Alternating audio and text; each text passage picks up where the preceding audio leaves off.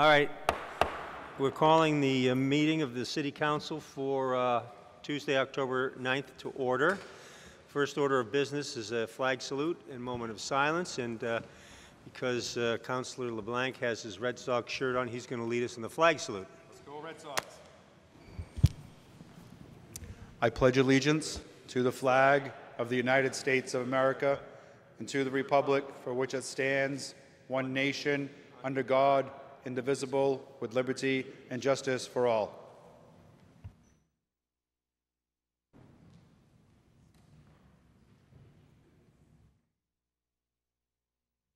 Thank you. Madam Clerk, first order of business. First order of business is oral communications. Thank you.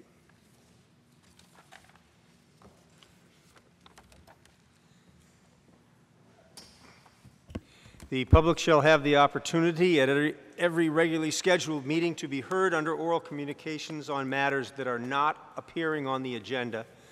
Oral communications shall allow any resident who has a request or complaint of any nature relative to city business to appear before the council, state their problem without debate, and the matter shall be referred to the proper agency through the office of the mayor. The resident will be notified within a 2-week period relative to the disposition of same, and a copy shall be forwarded to the City Council. Persons speaking under oral communications shall be limited to 3 minutes each. The Council President shall not allow complaints as to individual performance. So is there anyone who wishes to speak under oral communication tonight? Seeing none, next item of business, Madam Clerk. Next item is a presentation by John P. O'Rourke, Director of Marketing Northeast, on behalf of Stefano Loretto for Good Energy LP regarding municipal aggregation. Thank you. Jill Cahill, our Director of Economic Development, will make the intro. Jill, thank you. Good evening, Mr. President, through you to the council. Thank you for having us tonight. We've been working with Good Energy for about 3 years, and thank you to the council for your support and the administration for their support. And we're here with some exciting news that we finally have gotten to a point where we're going to save our consumers some money and give them some more predictability about rates. So John's here to answer your questions. He's got a little quick presentation, and then if you have any questions, we'd be happy to answer. Thank you. Thank you, John. Welcome. Mr. President, members of the council, thank you for letting me appear before you tonight.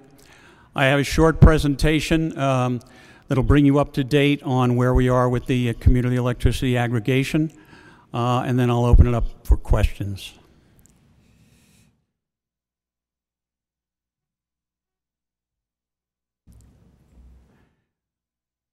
A week ago today, last Tuesday, the 2nd of October, we held a competitive bid with 3 suppliers that bid on the load for the Gloucester Community Electricity Aggregation.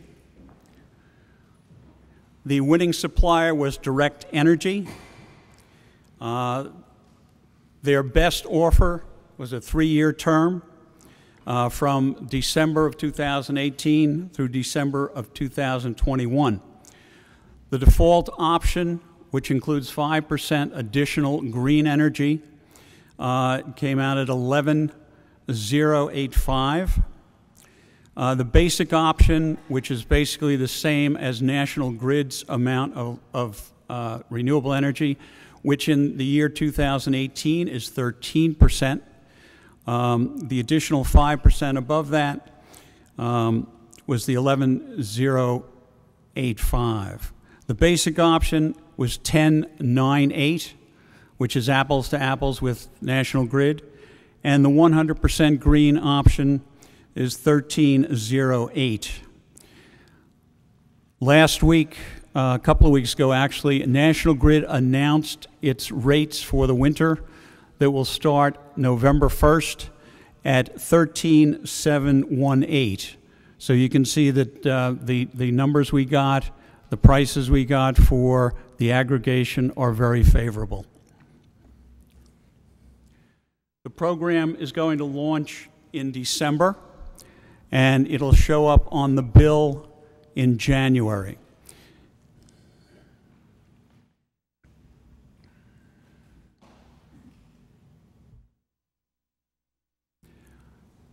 A postcard was sent out to arrive on the 6th of October, basically announcing that a customer notification letter would be sent out, which would arrive about the 15th. It's just to give residents a heads up on what was coming ahead. The end of the opt-out period, which basically is the period where residents have a chance to either stay in the program or to opt out, ends on November the 14th. Any resident who wants can leave the program at any time without penalty or termination. You continue to receive a single bill from National Grid. National Grid takes care of all complaints, the distribution and transmission of the electricity. It's on one bill. The only difference in the bill that you'll see is the name of the supplier, which is Direct Energy. All other things remain the same. Anyone who is basically on the National Grid service will get a postcard. There were 12,900 postcards mailed out. Each of those residents will also get the customer notification letter. That letter explains everything there is to know about the program. Again, I know that my colleagues Stefano and Philip have come and done a number of sessions, and our marketing department has done a number of marketing pieces. The website for Gloucester, which contains all this information, is gloucester-cea.com. That is live, and residents can go and see that at their leisure.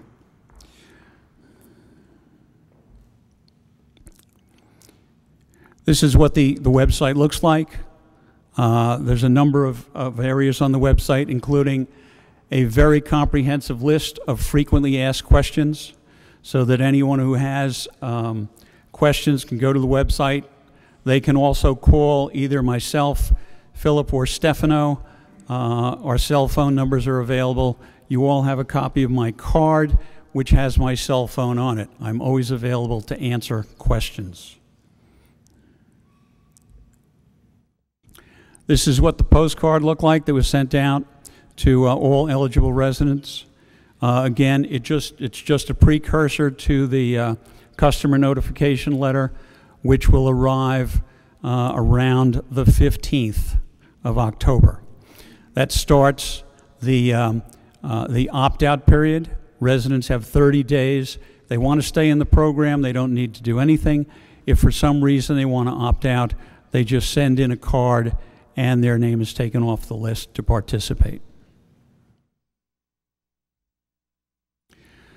Obviously you can't read this, but this is what the opt-out letter looks like. It's a 2-page letter that has all the information needed to make a decision on either participating in the program or opting out. This letter is approved by the Department of Public Utilities.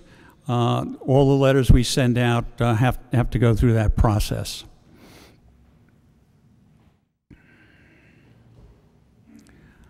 This is a small brochure that is available in the municipal offices for anyone who wants to pick up one of these. It has a number, an 800 number to call, and the email, the website address on there. And essentially, this is where we are in the program right now. As I say, you'll have residents have 30 days from the time they get the opt-out letter to decide what to do with it. Again, the rates are very favorable, so I would not expect that many people will be opting out.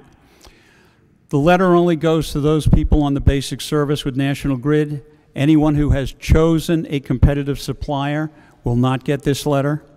If at some point in the future, when their contract is over with their current third-party supplier, they want to join the program, it's available to them. I'll open it up for questions. Thank you very much, John. So, Councilor, questions. Councilor Hecht. Could you estimate what this means to the average family per year in savings if you own a home? The average home in Gloucester, what would this represent in savings annually? Essentially, the average customer uses about 7,500 kilowatt hours per year. And if we go with a savings of between 2 and 3 cents, depending upon which part of the program they're in, that could save them quite a bit.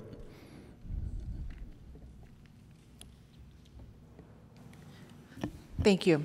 I've got 2 questions. My first question is, if a person has an existing energy supplier that is not National Grid, might they have like a 90-day requirement to terminate? And if so, how does that work with converting to the new municipal aggregation plan supplier? Well, we don't encourage anyone to break their contract with a current supplier. If they look at the contract they have, and if there's no termination fee, and they want to come into the aggregation, they can do that simply by calling the supplier, and they'll be switched over on the next meter read date. So let me make sure I understand. So they can break it? We don't encourage anybody to break the current contract that they have. If they do have a contract that they feel they can get out of without penalty and they want to join the aggregation, they can do that. So then what happens if they want to end it when their contract can be ended? Can they go right on to this new plan at that point? Essentially, the way it works, once their contract is up, they have to go on to National Grid basic service, then they get a customer notification letter, and they have to go through the same process that everybody else goes through initially. So they essentially go back to basic service with National Grid. They immediately say, we want to be on the aggregation, and in the next meter read, they'll be switched over by National Grid.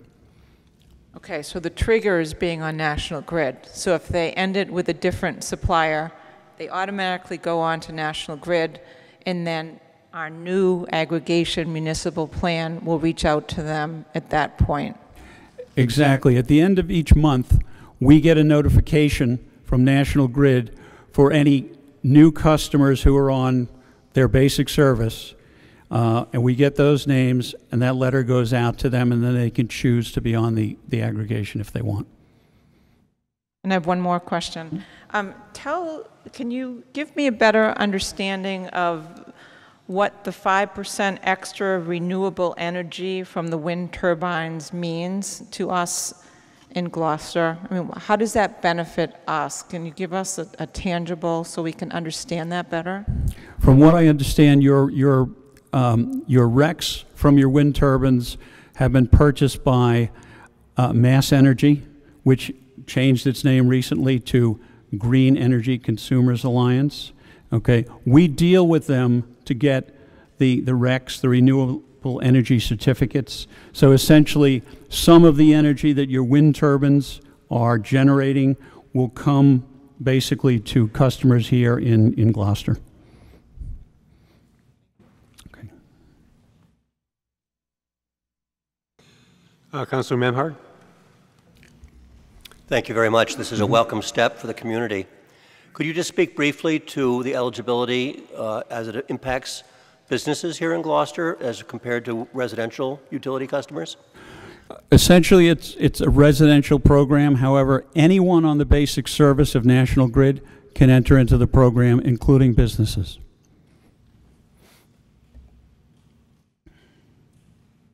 Councilor Nolan.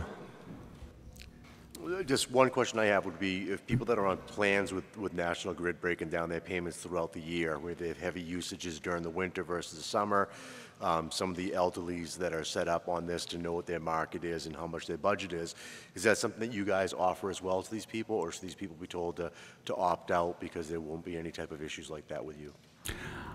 Any program that someone is on now with National Grid would continue, Excellent. including discount programs.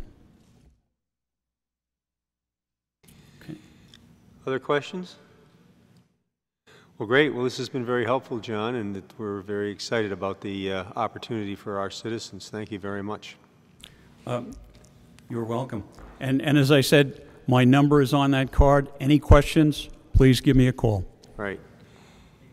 And our community development department is kind of overseeing this for the city, and we thank you, Jill, and your colleagues for this too. Thank you. And I'm going to leave some of the brochures Great. on the table. Okay. Thank you very much. Next order of business, Madam Clerk. Next order of business is the confirmation of new appointment. Confirmation of new appointments, Councilor LeBlanc.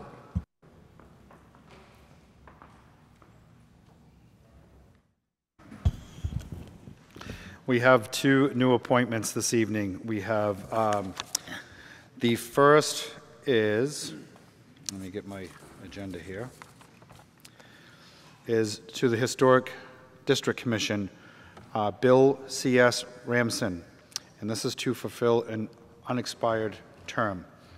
Ordinance and Administration voted 3 in favor, 0 opposed, to recommend that the City Council appoint William C.S. Ramson to the Historic District Commission, term to expire 2/14/19, and I so move. Second. Moved and seconded. Any commentary on that? Yes. Can Bill just wave to, so we see? Oh, right, he's not here because he's not here. Yeah, I told him because he sits Right. on another commission. He is currently serving as a city volunteer with the Historical Commission, and he will be fulfilling an unexpired term related to the commission. He is allowed under the Code of Ordinances to be appointed to the Historic Commission as it's a complementary commission. Perfect. You've taken my words away from me. Okay. So if there's no other questions, all those in favor say aye. Aye. Opposed? Thank you. Next. The next item is we have Joseph D. Crowell to fulfill an unexpired term to the Waterway Board.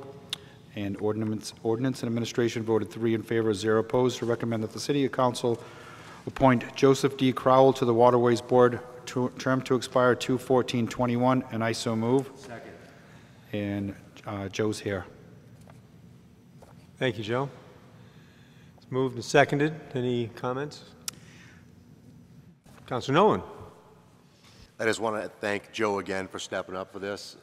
We worked and talked a lot about it in the beginning, and I know that he's going to be a great fit to one of the best boards in the city, and I want to thank you again. Great. Anybody else? Good. All those in favor say aye. Aye. Opposed? Thank you. Thank you, Joe. Thank you, Bill. Okay, next item, Madam Chair, Clerk. Next item is the consent agenda. Any councilors wish to pull anything off the consent agenda? Nope. Seeing none, we can ask for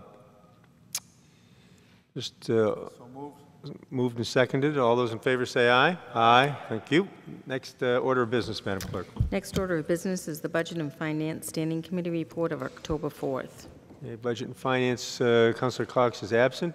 Councilor Memhard? I'm not sure that I remember how to do this, but I'm going to try.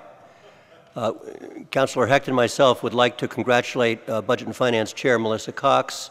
She and Bill are celebrating their wedding anniversary this evening, so I think that she's entitled to honor that priority and take the night off. And Councilor Hecht and I will do our able best to cover for her.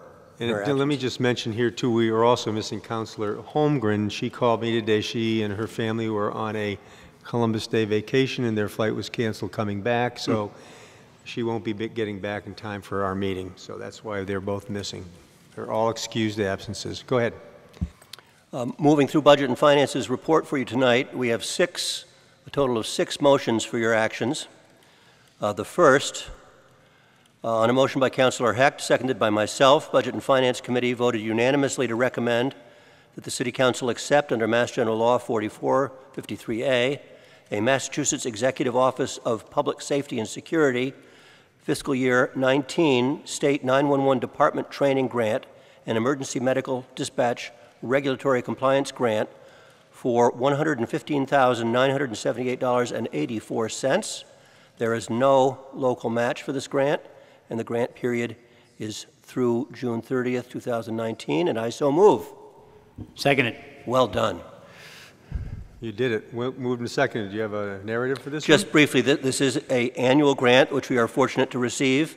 It funds the department's emergency dispatch continuing education as well as our quality assurance improvements. And again, it's important to note this is one of those grants that has no matching funds required, so it's a gold plum. Excellent. Any other councilor comments or questions? All those in favor say aye. Aye. Opposed? Thank you.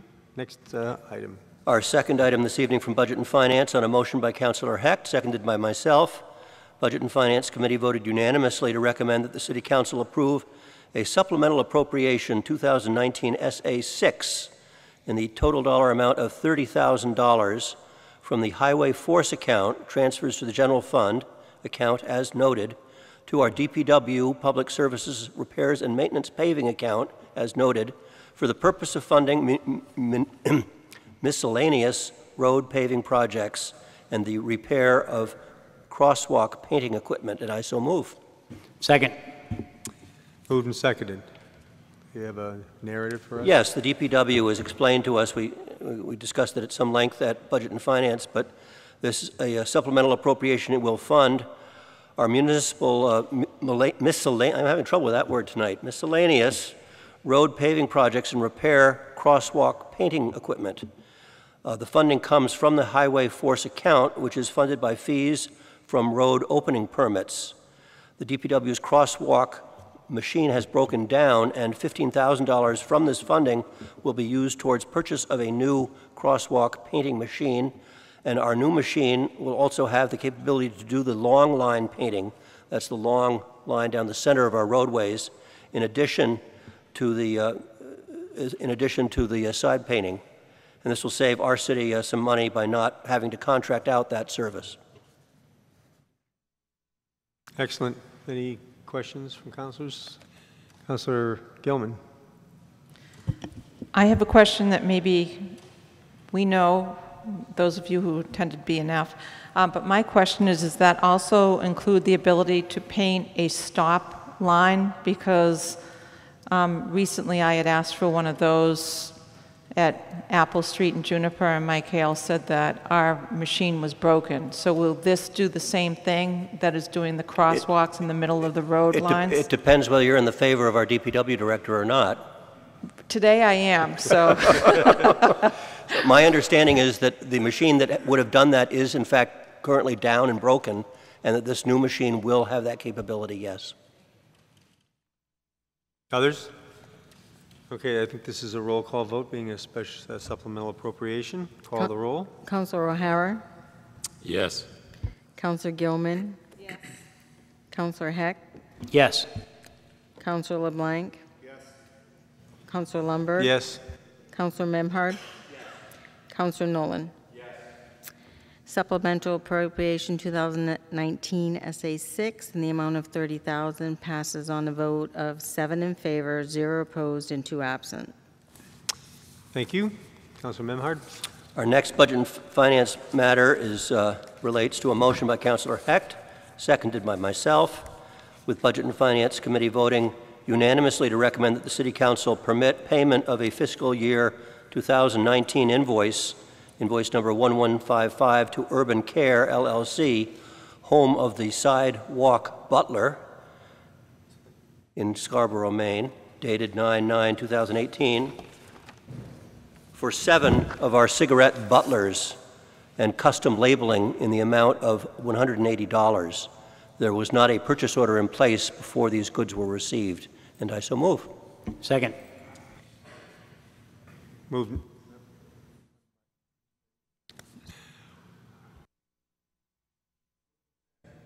Try that again. Moved and seconded. You want to? It's pretty self-explanatory. It is. Again, the funding was received and expended, but not going through the city coffers as is required. So this is a corrective measure to address this. And Ainsley Smith has been very helpful in accomplishing this, the cigarette butler program and the labeling, which the city is benefiting greatly from. Thank you. Okay, is this a roll call?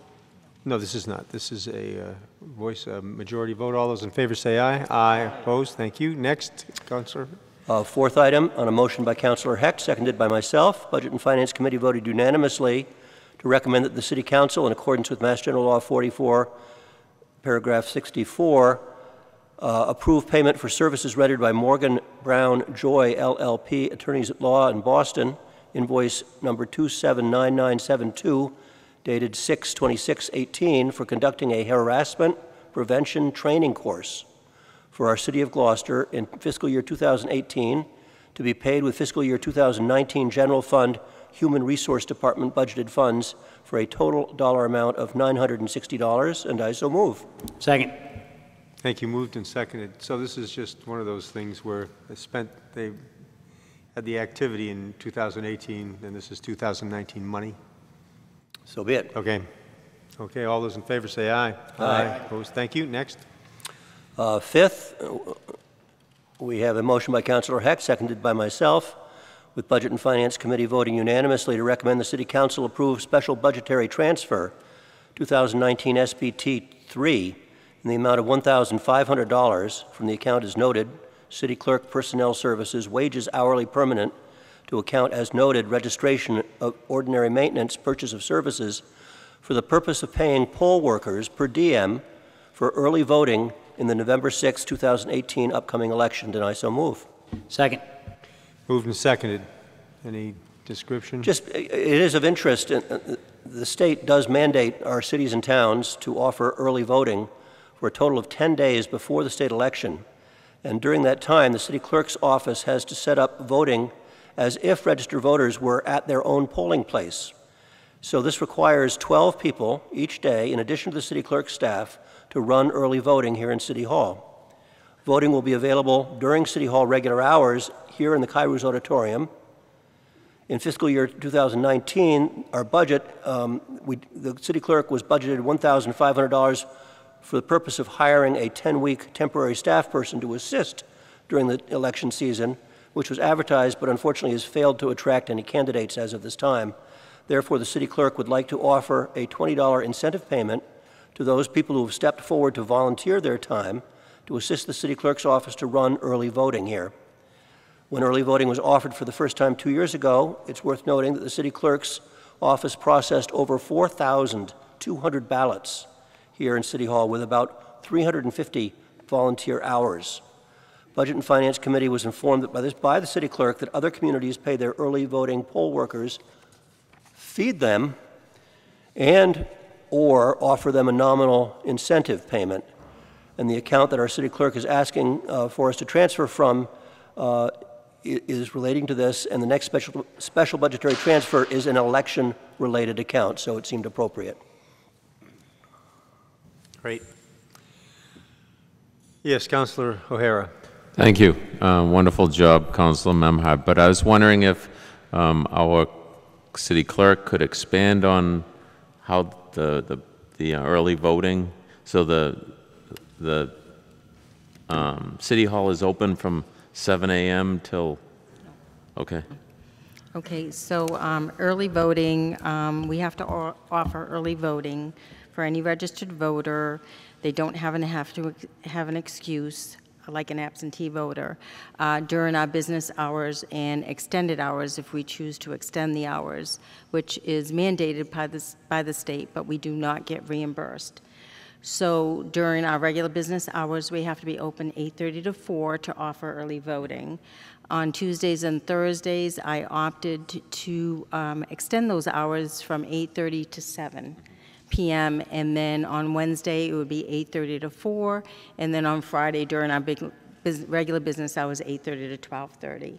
And then the deadline for early voting is the cutoff is November 2nd at 12:30. So you can either early vote from October 22nd to November 2nd during those hours, or if you're not going to be in the city for any other reasons that you qualify for absentee, you can either come in the office and vote absentee or request an absentee ballot to be mailed to you, or on election day you can go and vote at the polls. Thank you very much. You're welcome. Any other questions, comments?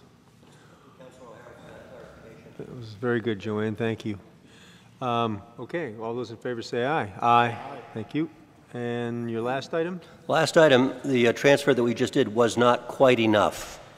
So we have one little tag end here. On a motion by Councilor Heck, seconded by myself, Budget and Finance Committee voted unanimously to recommend the City Council approve the following special budgetary transfer, 2019 SBT 4, in the amount of $100 from the account as noted, City Clerk Personal Services, Salaries and Wages, temporary, to account as noted, Registration, Ordinary, Maintenance, Purchase of Services, for the purpose of paying poll workers per diem for early voting for our November 6, 2018 election, and I so move.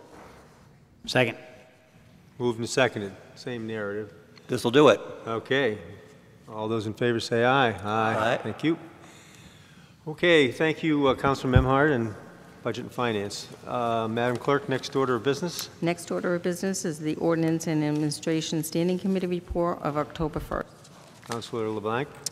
Thank you. We have one item this evening, and it is Ordinance and Administration voted 3 in favor, 0 opposed to recommend that the City Council petition Mass DOT to reduce the speed limit on Bond Street from 30 miles an hour to 20 miles an hour, and I so move. Second. Excellent. Moved and seconded. Any Yes, we've had a couple of complaints of speeders on Bond Street, and those of you that are unaware, Bond Street is a lot of blind corners, no sidewalks, and the speed limit is 30 miles an hour at the moment, and it seems excessive for that area. So Councilor Nolan and I, which it dissects down the middle of the two wards, have joined in to petition Mass DOT to ask them to lower the speed limit to a more suitable speed for that residential area. Great. Sounds like a good idea. Any other comments or questions? All those in favor say aye. Aye. Opposed? Thank you. Madam Clerk, next item. Planning and Development Standing Committee report of October 3rd.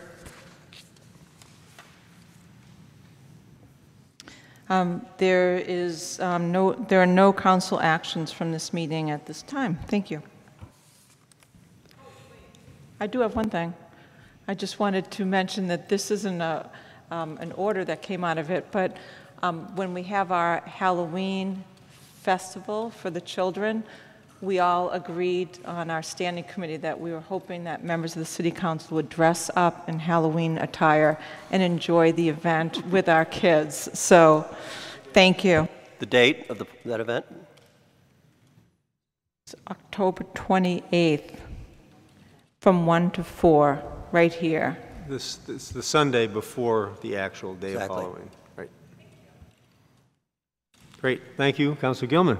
Madam Clerk, next order of business Is public hearing 2018-051, group free petition under City Charter Section 9-1B to stop artificial fluoridation of city water.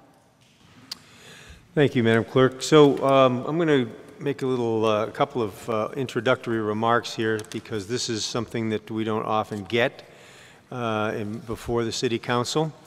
In accordance with the City Charter, Section 9.1B, the City is called Group Petitions, Action Required. City Council shall hold a public hearing and act with respect to every petition which is addressed to it and which is signed by at least 150 voters.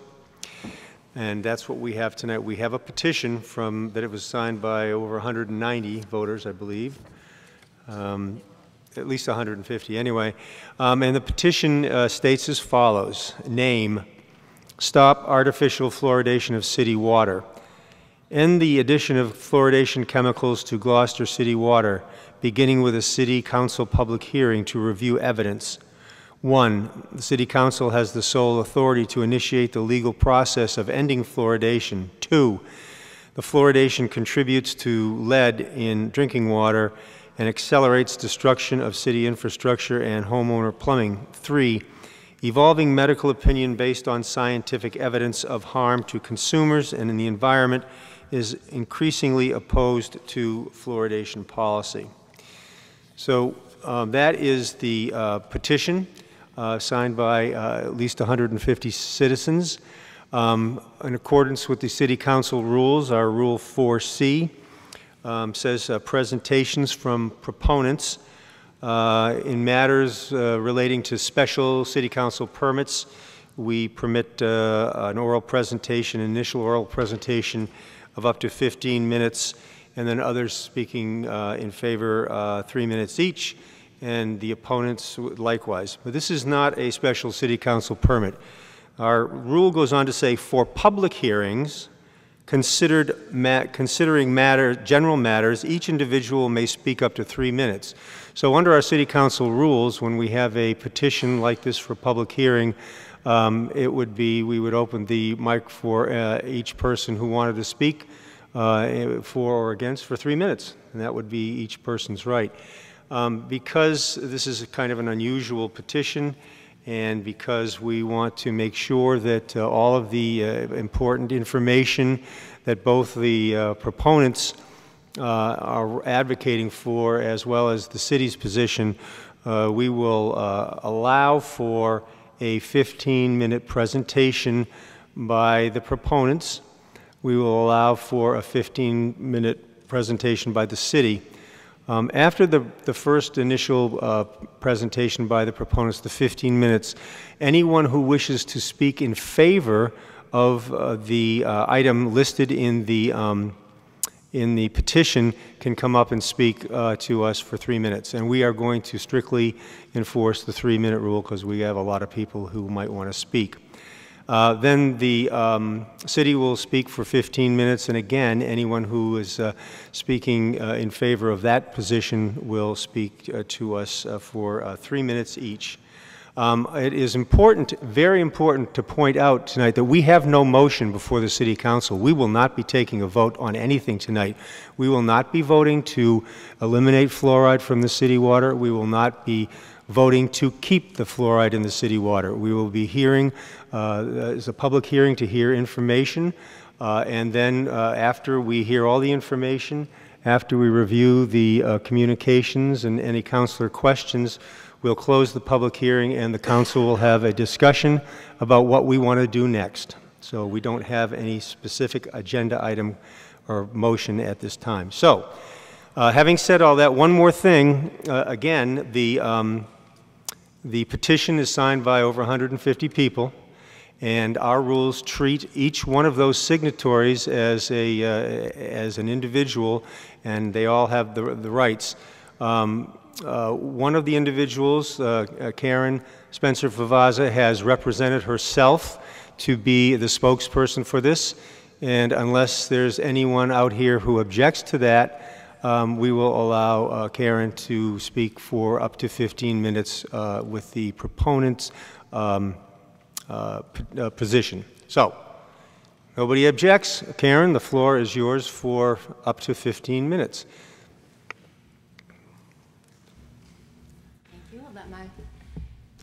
Oh, and one other thing, I always say this to people, it's really, I know it's annoying, but I always say, speak right into the microphone just like this.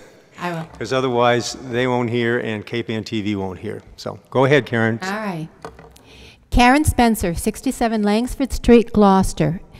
In December 2014, 8 out of 9 city councilors decided to put fluoridation to the voters in a non-binding referendum. That was a bad decision. Only the City Council has the authority to initiate cessation, and that decision should be made based on ethics, evidence, environment, and economics, not on politicking. Protecting the rights and welfare of all residents and the environment is a council duty. This council needs to own that tonight. In January 2018, Linda Wren, Lynn Chandler, Damon Cummings, and I emailed this City Council a letter that summed it up on one page. We pointed to the 2017 International Academy of Oral Medicine and Toxicology position paper against fluoride use that includes over 500 primary source citations on human and environmental damage from fluoride. The IAOMT is a respected organization founded in 1984 with a scientific mission, one of over a dozen professional organizations opposed to fluoridation policy based on evidence. In February 2018, several of us spoke in open comments, and I presented the City Council with 7 copies of a book, first published in 2016 that contained about 300 scientific citations relevant to the danger of consuming fluoridated water while pregnant.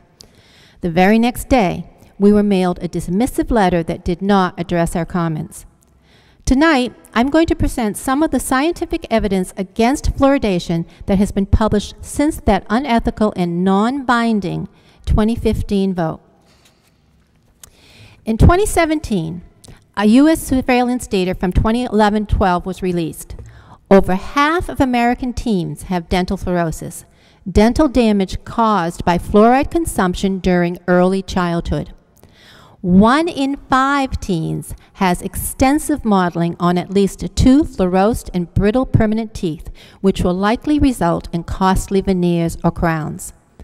According to previous CDC data, in 2000, 1 in 25 teens had moderate to severe dental fluorosis. In 1986, only 1 in 100 had moderate to severe dental fluorosis. Dental fluorosis is a lagging indicator of early childhood fluoride consumption, but a leading indicator of increased lifelong dental costs, as well as increased likelihood of broken bones, learning disabilities, and kidney disease. Scientists have voiced concerns about dental fluorosis before, but the decision to take steps to reduce it belongs to city councils. There is twice as much dental fluorosis in fluoridated communities. Within communities, it is twice as common among Hispanics, Blacks, and Native Americans. Using bottled water instead of tap water only offers some protection because water permeates everything prepared with it. My daughter, who drank fluoridated water for 16 months as a toddler, had mild dental fluorosis on her baby teeth. I switched to spring water for the next 8 years, and my children's adult teeth are fine. The same recent data documents kidney disease in American adults has increased to 15%. A 2018 study confirmed that fluoride in urine predicts kidney disease in people and wrote their findings supported the nephrotoxic role of fluoride exposure. A 2018 animal study concluded these findings indicate that there can be some alterations in liver enzymes at early stages of fluoride intoxication, followed by renal damage. Fluoride is an enzyme poison in any dose. It interferes with glucose metabolism. A 2016 study documented that there is significantly more age-related diabetes in American communities using sodium fluoride. A 2018 study links low thyroid with diabetes. Last time around, we emphasized a large 2015 study that documented significantly more diagnosed cases of low thyroid patients in fluoridated English communities. Since then, a 2018 study validated that even a 0.5 fluoride concentration has a negative impact on thyroid hormones. Those researchers recommend using reverse osmosis to lower fluoride to below 0.5 parts per million. Fluoride accumulates in bones over a lifetime where it compromises those bones. From a 2016 study, the finding supports the epidemiological results that water fluoridation might be responsible for the increasing rate of osteoporosis in postmenopausal women. Another 2016 study wrote, these findings demonstrate that fluorosis increases the bone loss in postmenopausal osteoporosis patients. A 2018 study found gender differences in children. Girls in fluoridated U.S. communities had weaker bones. Boys had abnormalities consistent with pre-tumors. A 2016 North African study compared water concentrations of 0.4 and 1.38 parts per million. I believe that Gloucester's natural fluoride concentration is 0.3 parts per million. Up until 2015, when it was lowered to 0.7 parts per million, our water reports frequently noted concentrations of 1.4 parts per million. That North African study found fluoride ions play a role as an underlying etiological factor when discussing the aggressive behavior of osteosarcoma tumors, bone cancers. Granted, bone cancer is rare and complicated, but fluoride is complicit. So why do so many dentists claim fluoridation is a safe way of preventing cavities? A 2016 study explored bias and the reluctance of fluoridationists to admit a mistake, which results in political dirty tricks that misrepresent historical and scientific facts. I believe many fluoridationists are just following the crowd. Others are willfully blind to the evidence for whatever reasons. Some, including a couple of local dentists who encourage me, are cowed into silence. On the other hand, there are dentists who openly oppose fluoridation despite the repercussions. There are also some who recognize the harm, but are motivated by power, prestige, and paychecks to aggressively dismiss ethics, deny science, denigrate opponents, and distract the conversation to talking just about teeth. This isn't about teeth.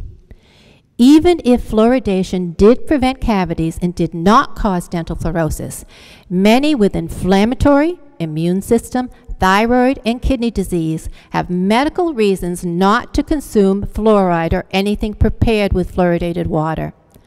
Fluoridated water is also ill-advised for bottle-fed babies and senior citizens.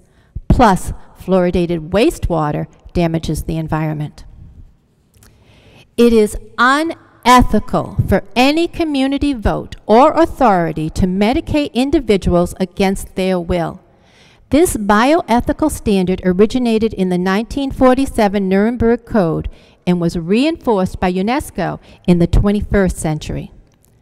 Counselors, you should know that it is illegal for any national U.S. agency to use water supplies to dose people because of bioethics. Fluoridation is an immoral medical mandate. It harms thousands of Gloucester residents, whether they know it or not. For those of us who know it and voted against it, fluoridation is medical assault and battery condoned by the City Council, which is the only authority that can end it. Since 2015, even some fluoridationists are struggling with how to continue to support fluoridation. In 2017, a team of dental researchers using that recent surveillance data wrote that although there is more lead poisoning among children drinking fluoridated tap water, cavities are a more immediate threat. Really? In 2018, this same team took another stab at it. 0.3 fewer dental surfaces is an inconsequential fraction of a single cavity. Really? That's the modern evidence of benefit? This brings us to the most interesting science since 2015. In 2017, an NIH-sponsored expert team from world-class U.S. and Canadian universities published the findings of a 12-year investigation. They found that prenatal exposure to fluoride in doses consistent with those in optimally fluoridated communities like Gloucester result in up to a 6-point lowered IQ on a dose-response trend line. Two 2018 studies have confirmed that effect, including a 2018 study that validated again that dental fluorosis increased with fluoride exposures between what is considered optimal and safe in the U.S. None of the teams found any dose that did not result in adverse effects on a trend line. One NIH dental researcher struggling with her pro-fluoridation bias wrote in 2018 that further expert discussion about how to minimize the detrimental effects is necessary in order to inform fluoridation policymakers. In the meantime, Do we continue to poison people? In 2016, a citizen's petition was filed with the EPA based just on the evidence of neurotoxicity from prenatal and childhood exposure.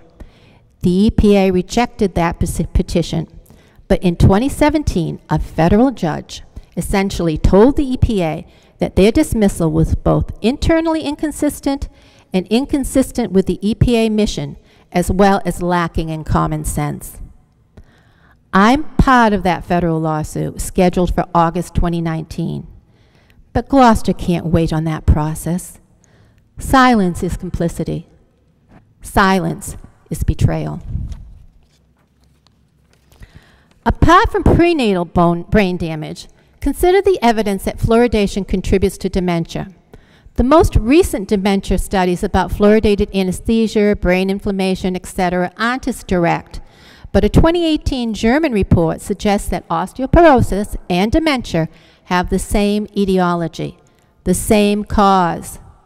It is clearly established that fluoride can and does cause osteoporosis and bone disease in many consumers. Then there's a 2016 study from India where they regard fluoride in water at or above 0.5 parts per million as excessive and advises 1.5 parts per million as the actionable threshold. Those authors wrote, "Fluorosis, a chronic metabolic bone disease, usually presents with neurological manifestations like neuropathy and myelopathy." In plain English, if you're having bone problems when your water is at concentrations like we have in Gloucester, you're probably having other problems associated with brain-mediated pain syndromes. I did. Counselors, I'm born and raised in Gloucester. I went to St. Mel, where one of the stories I learned was about Pontius Pilate. He didn't have such a big problem with Jesus, but because the Pharisees did, Pontius Pilate went along with their expert opinion and roughed Jesus up. But the Pharisees weren't satisfied. They demanded Jesus be crucified. Pontius Pilate didn't think that was warranted, but saw a way out. He put it to a vote. But the mob had been all worked up by their expert leaders. So Pontius Pilate washed his hands of it. He used a majority vote as justification, even though it caused the death of someone who didn't deserve to die. Counselors, I didn't deserve gastrointestinal illness or 23 years of arthritis. No one with eczema or psoriasis deserves to bathe in chemically treated water that inflames their rash. No infant in the womb deserves to lose a few IQ points. None of us deserve kidney disease, bone disease, diabetes, disfigured teeth, or dementia. Not because of a majority vote. Counselors, God love you, really, God love you for wanting to serve, but you are sitting in the seat of Pontius Pilate. None of us are trying to prevent anyone who wants to use fluoridated toothpaste or drink fluoridated water from doing so. It's cheap and easy if you want it, but fluoride is impossible to avoid once it's in water. I suggest you make the decision tonight to petition the State House for a home rule exemption ending artificial fluoridation, an action consistent with public smoking bans that protect the most vulnerable among us from pollution of a shared resource. But if you won't take action tonight based on evidence and ethics, I have a plan B for you.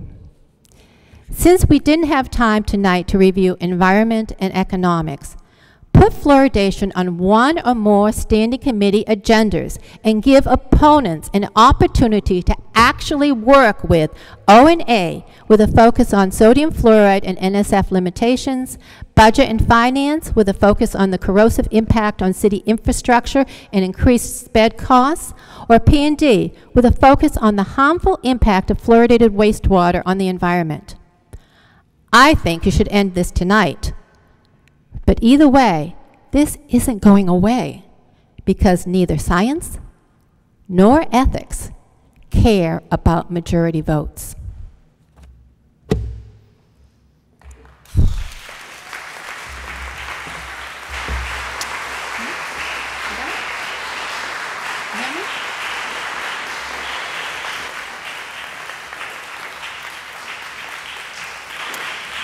Thank you very much for your presentation.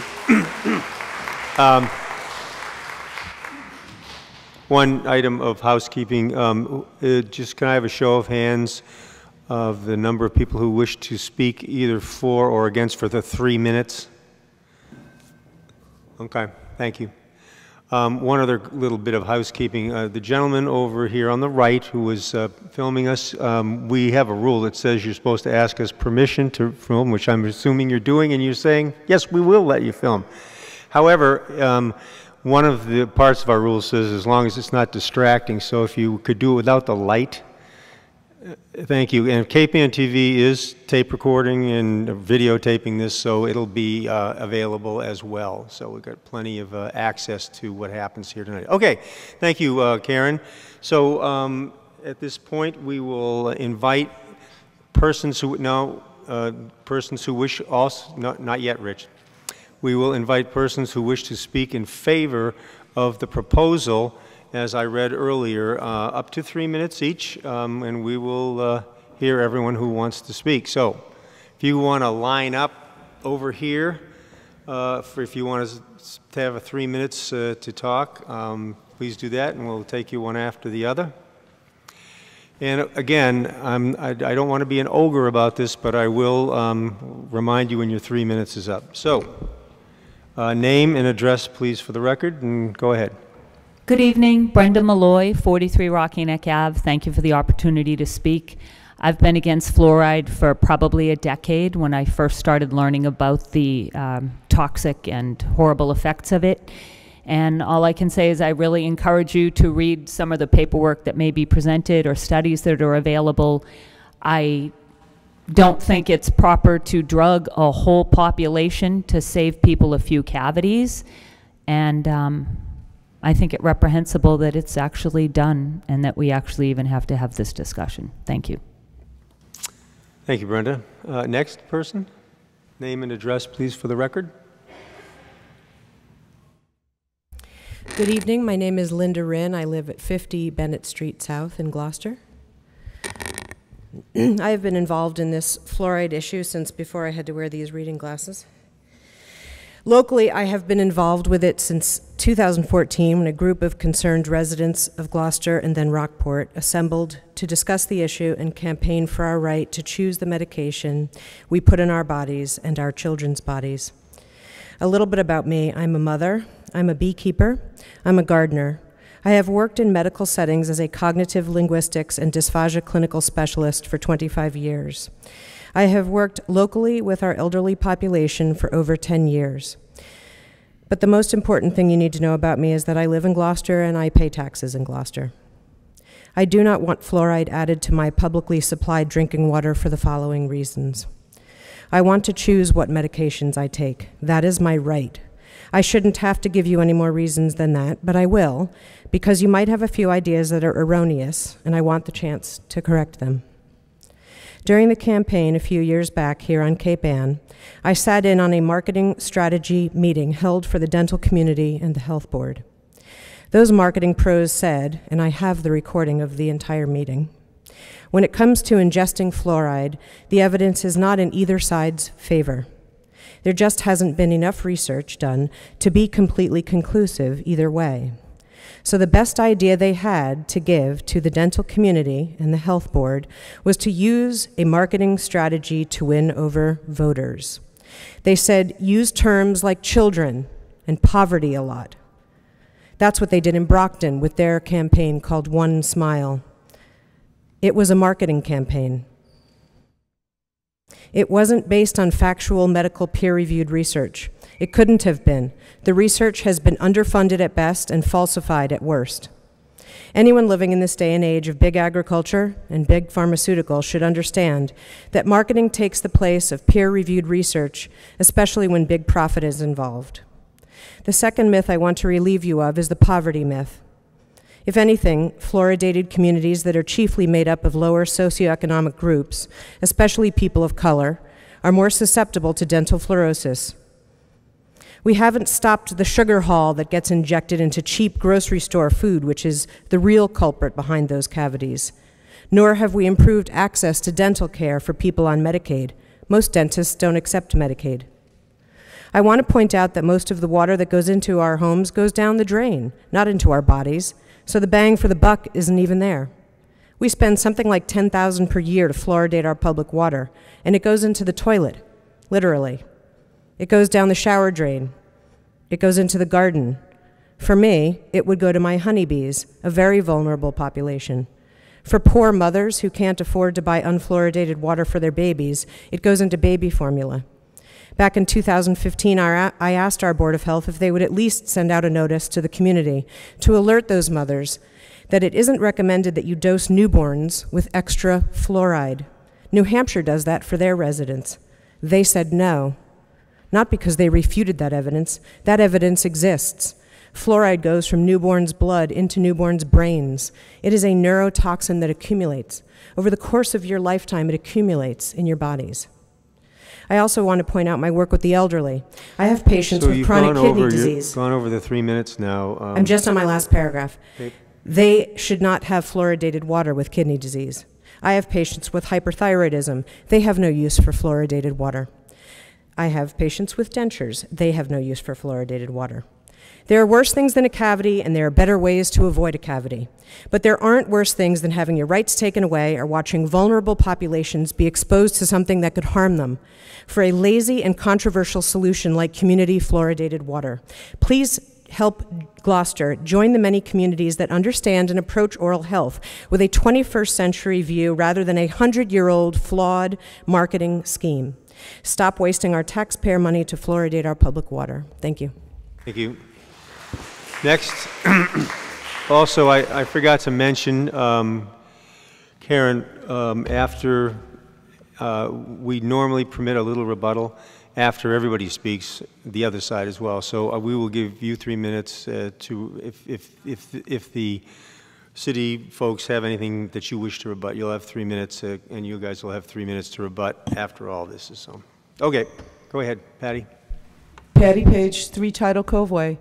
I'm not going to be able to give you any fancy science, but the little that I know, we do know that calcium fluoride is naturally occurring in low levels in the water supply. There is no cause for concern. But at higher levels, even natural occurring fluoride has raised concerns. Sodium fluoride, which is the industrial synthetic toxic waste that we're putting into our water, comes from the aluminum, phosphate, and nuclear waste industries. The source of this is most disturbing to me. We get this from China. Does China certify this as a product? Do we have a health certification? We know the United States doesn't test this product when it gets to our shores and our plant. Do we really know what's in this bag of white when we receive it? Chemists characterize the fluoride as poison included in the toxicology compendiums labeled neurotoxins. That's the end of the science that I have for you. However, when we look at the science of tobacco, Monsanto, with the glyphosate recent decision of $289 million, and NOAA, they all have science. But we know about the tobacco science. We were deceived. We now know about the Monsanto science because discovery showed that Monsanto actually served as a ghostwriter for some of that science. NOAA, well, we all questioned their science and it was challenged, and even NOAA has now said, we really need to do better science. Those people control the science. Who's controlling the fluoride science, I wonder? Planetary health, as was just spoken about. This gets dumped into our waters. We're a fishing port. We have to understand everything that goes through these plants and into the waters is affecting our planetary health.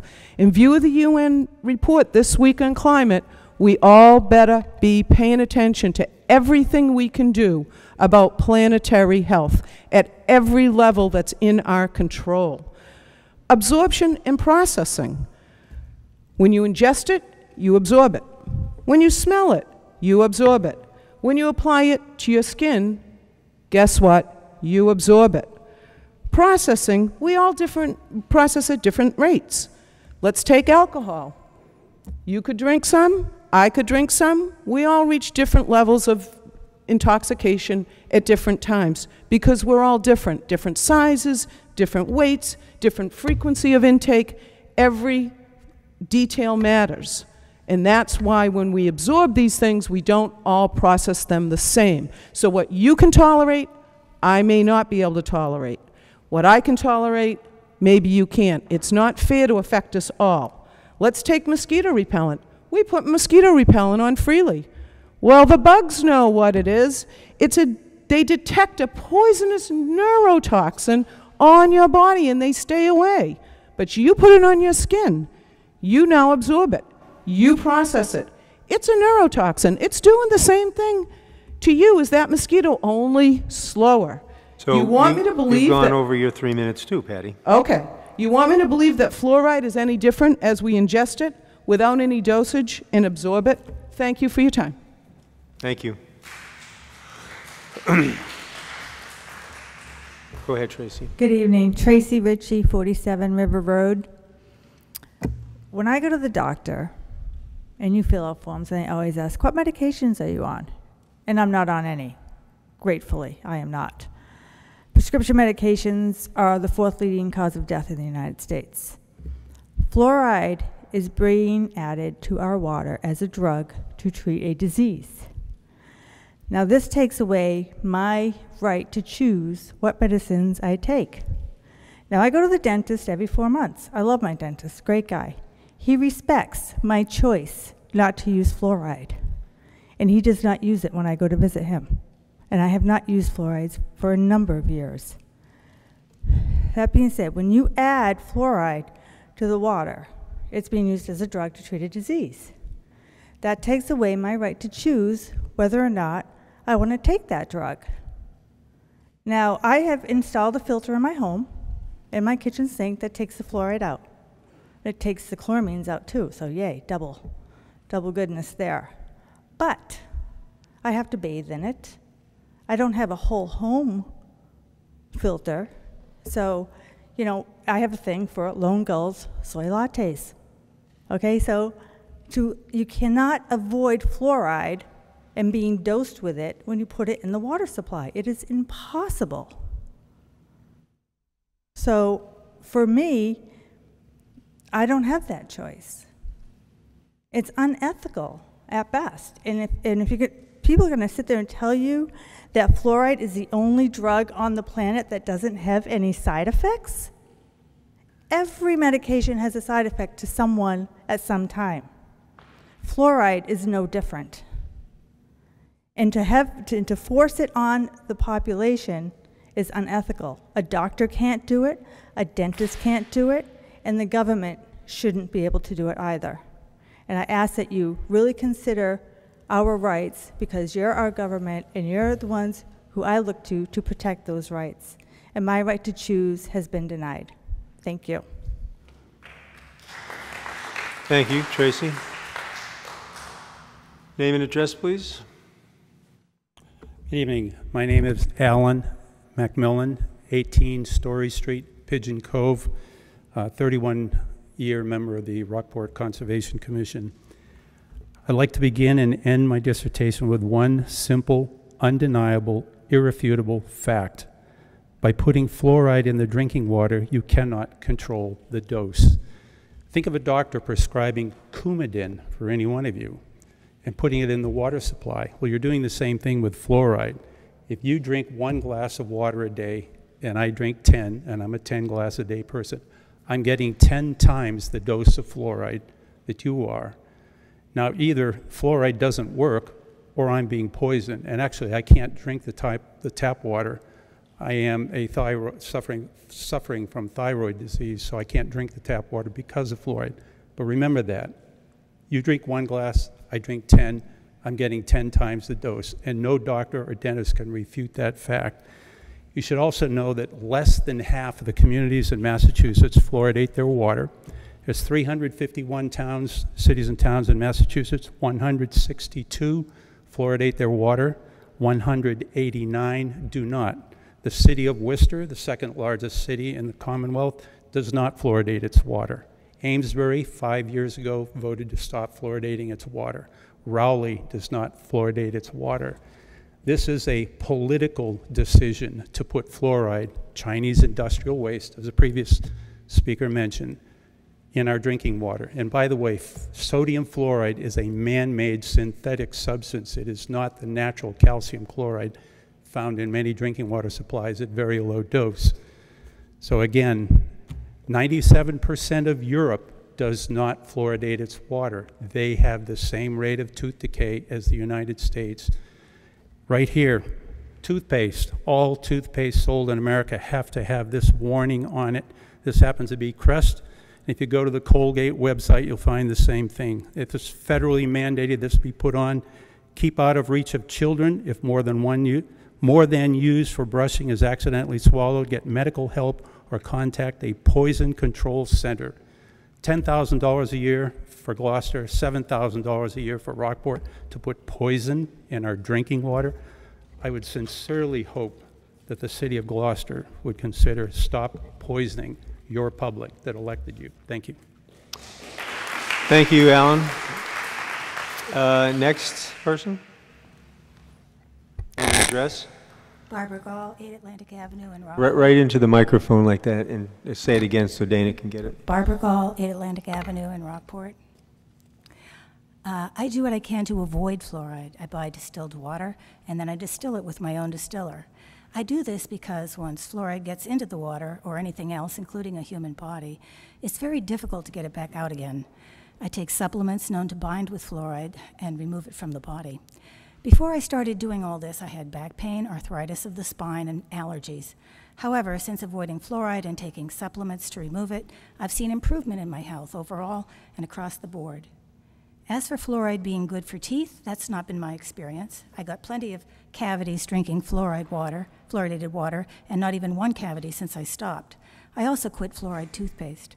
I've heard some studies suggest fluoridated water might save 1/3 of one cavity. First, this is insignificant. Second, any poison will kill cavities. Strychnine or arsenic are probably just as good for killing off bacteria, but we certainly don't put these in our water. Sadly, some misguided people take fluoride pills or drops purchased from a pharmacy.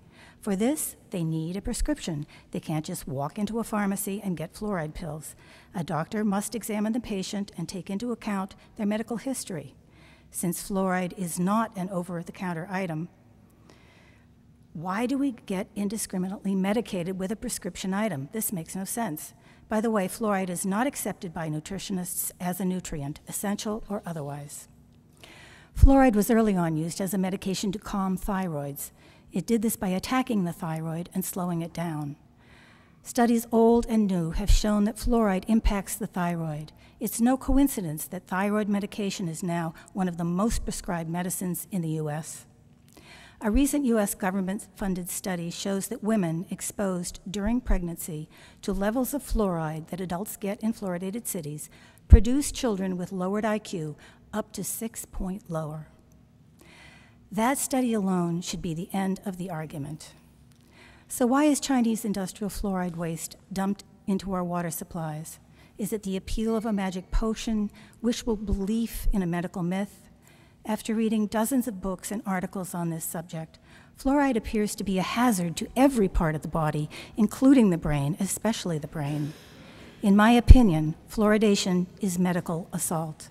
Fluoride is a harmful chemical to be avoided, not ingested. Please stop putting it in the water. Thank you.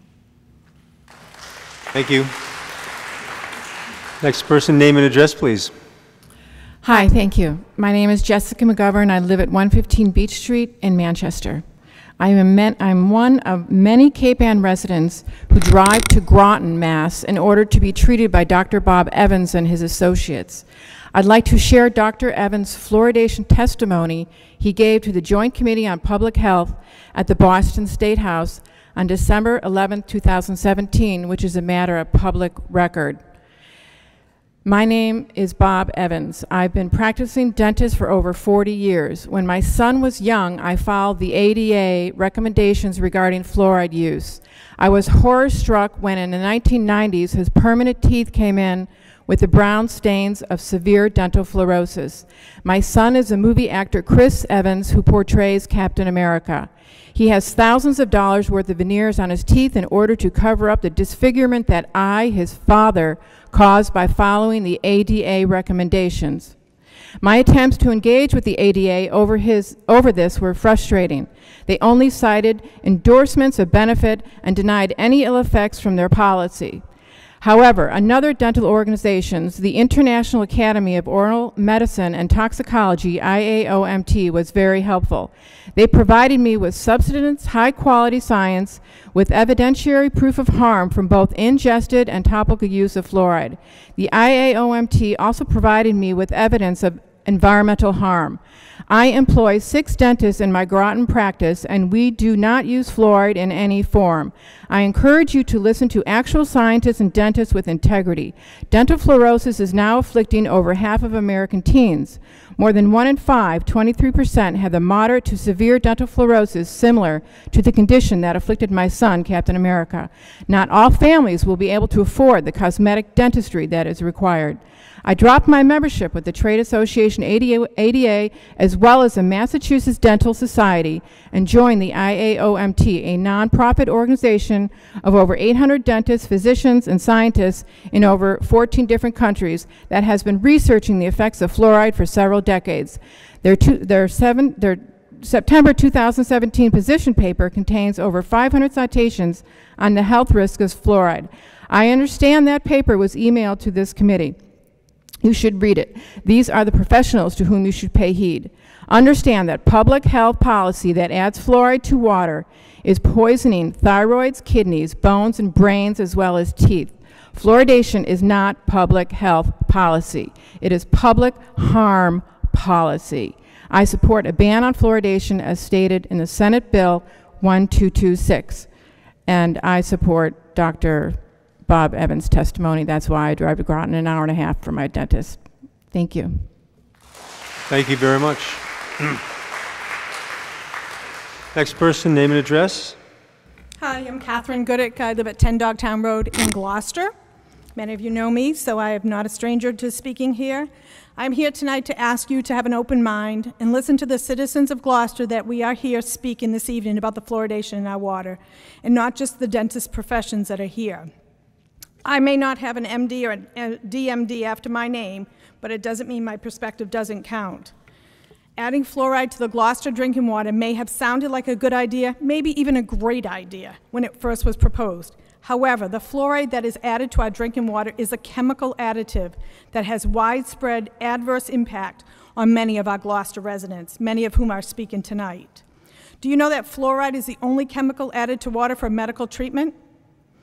If you go to the doctors for a medical treatment, a shot, or other invasive treatment, you must sign a consent form, but not for fluoride. Did you know the dosage of fluoride, as was spoken earlier, in our water cannot be controlled? And fluoride does not discriminate regardless of age, health, or vulnerability. We all get the same dose, like it or not, need it or not. Perhaps for you and me, it doesn't seem like fluoride causes harm to anyone, but we would be wrong. This chemical, this fluoride, is poisonous to many who are here tonight who suffer physically and or mentally from this additive, and it has adversely impacted their quality of life. I would ask you to think of fluoride in the same manner that you once thought of peanut butter. I know it sounds silly to compare, but just listen. Remember when all of us went to school, packed our peanut butter and jelly sandwiches, and that was our lunch? Not now. Now, since many children have a peanut allergy, our schools are now peanut-free zones. We have peanut-free tables. Our bake sales can no longer bake with anything that has anywhere near a peanut near it, for fear of hurting a child. I have 2 children, believe me. If my children had it, I would insist on it. But now you do know the statistics, only 4% of the children suffer from a peanut allergy, but we banned it in the entire school. One of the side effects of fluoride is the dental fluorosis that has been spoken about, the discoloring of tooth enamel. In 2010, it affected 41% of our adolescents. Compare that to the 4% on the peanut allergy. Think about that for a second. We are really outweighing that. The chemical poses more than an allergic reaction to those affected by it. It's not just discoloring teeth. It has been scientifically proven to damage the brain and impact learning, thyroid function, and arthritic symptoms, just to name a few. If the city can make this argument to remove peanut butter to protect our children, I would argue that the city should view fluoride in the same manner. I would ask that the city council and the mayor to stop adding fluoride to our water immediately and save our citizens. Thank you. Thank you, Catherine. Next person, name and address. Thank you. Yes, hi. My name is James Brownell, Horse Pond Road, Sudbury, Mass. Like Karen, I actually have a condition which makes it so that I should not have fluoride. And I also have Dr. Bruce Evans as a doctor, a dentist. Question is, we put a substance like fluoride in the water. Well, geez, this is supposed to be helping your teeth. Fact is, there's not a single scientific study that actually proves that this helps your teeth. Tooth decay rates do not go up when fluoride stopped. When it was discontinued in Canada, East Germany, Cuba, Finland, dental decay rates did not increase. That's Mapomi in 2000 found that. Modern large-scale studies in the U.S. failed to find any meaningful decrease or change when fluoride is added. There was a National Institute of Dental Research study which listed all different communities in Massachusetts and across the state. It was interesting because Massachusetts was included. And it found no difference between fluoridated, unfluoridated, or partially fluoridated. So the question is, well, is this safe? Is this going to be safe for your mind and your body? Absolutely not. There are numerous studies proving that this is unsafe. Animal studies show that this accumulates in the brain and alters mental behavior, matter consistent with a neurotoxic agent. That's Dr. Phyllis Mullinex. In total, there have been 100 animal experiments showing fluoride's damage to the brain impact learning behavior. According to fluoridation proponents, these studies are ignored because high doses were used. However, it's important to note that some of the studies actually found the same levels as what humans are taking now.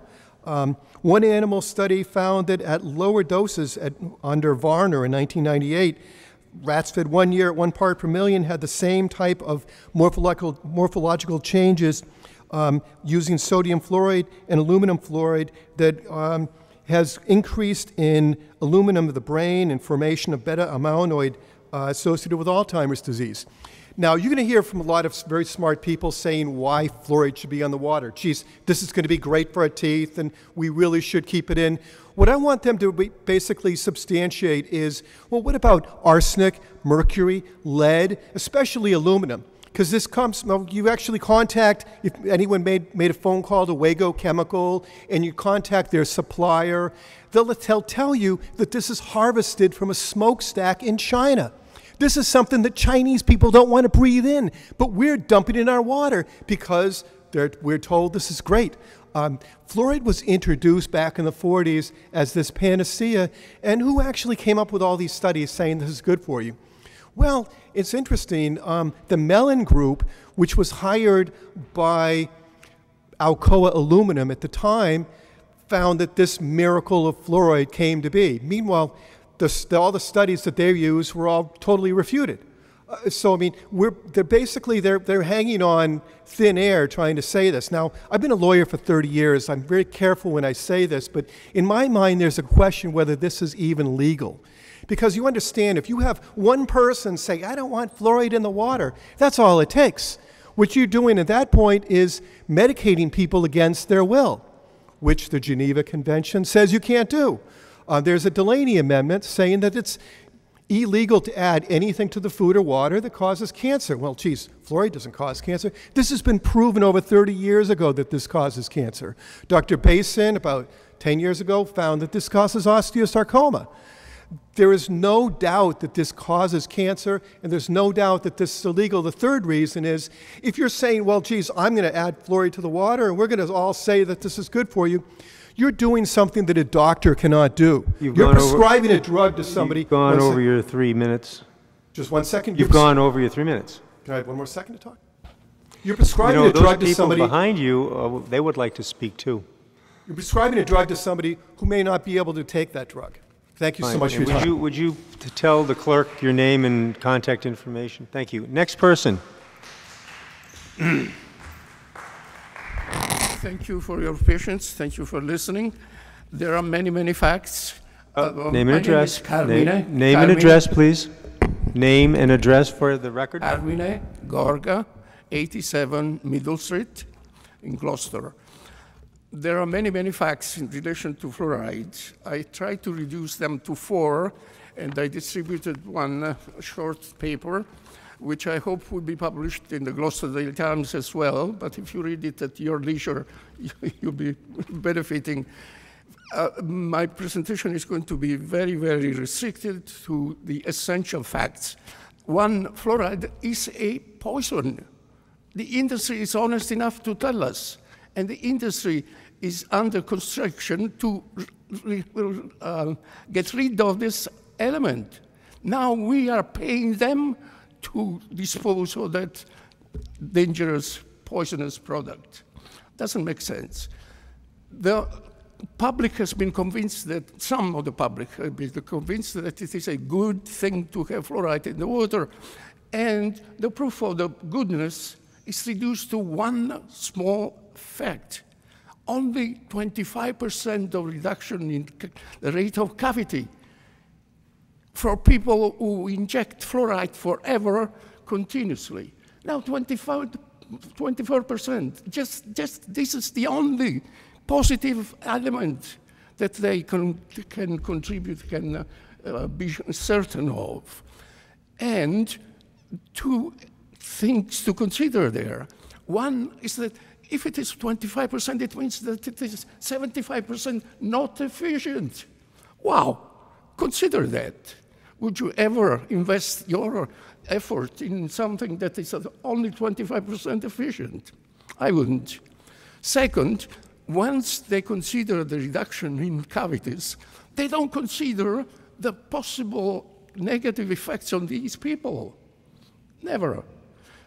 The third essential fact, which is extremely important, is not really emphasized, in fact, confuses many people, even experts in their own discipline and in many other disciplines, is that what the EPA is allowing is a 0.5 ppm, parts per million.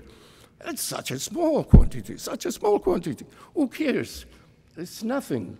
However, what is never emphasized, or very rarely emphasized, or very few people know, is that this fluoride is never expelled. Never expelled, which means that there is an accumulation of that part, day by day, by day, by day, by day. Now, two extreme points. One is common knowledge. It's the straw that breaks the camel back. It's the last quantity, the 0.5% that you ingest, that will ruin all your organisms. Second, there is a huge mathematical innovation today called nonlinear math. Chaos theory runs after that. And basically it's emphasizing the small parts effect on the rest of the universe. So the expression has been reduced to a small butterfly in flipping the wings in Texas. You've gone over your 3 minutes considerably. And Thank the you. last point that I need to emphasize is that now you're taking their time. So yes, many people, experts and nations and cities, are withdrawing from the process. Thank you. Thank you for consideration. Thank you. Next person. Name and address, please. Good evening. My name is Leroy Arangan, 43 Western Avenue in Gloucester, Massachusetts. So I have a lot that I have written down, but a lot has been mentioned. So I just want to bring up one point.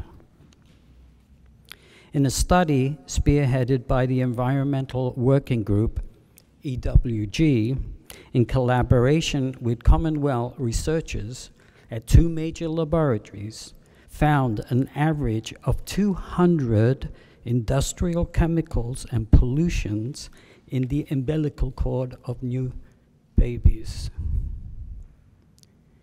So my question basically is is that you take this baby and you bathe it. Maybe a few times a day. Maybe you don't give the water directly. But the point is that the child has 200 foreign chemicals in its body. All our babies, think of that. So we have to realize that we have to reduce it in the best way we can. Thank you very much. Thank you very much. Next person, name and address, please. Good evening. My name is Howard Mackey. And I remember the last time... Address? Your address? I'm sorry, what? Your name and address. We got your name. We need your address. 381 Western Ave, Thanks. Gloucester. I remember the last time we had a forum here, and the consensus of the City Council, they used the term "for the greater good." Now, whenever you hear that term, look out, because that means somebody's going to get the short end of the stick, whether it's moral or not. I hope that argument doesn't come up tonight by the proponents of fluoride. It's not a good argument. It's not ethical. And where's the good? Ask the proponents of fluoride if so many communities in this Commonwealth, in this country, and across the world, if they got rid of fluoride, how come they still have teeth? How is it possible? This fluoride in the water is so good that if you get rid of it, you don't get an increase in cavities. It's not effective. There's enough science out there to show that it's a dangerous chemical. Why are we continuing to use it? Because the American Dental Association is pushing it still. Don't ask me why.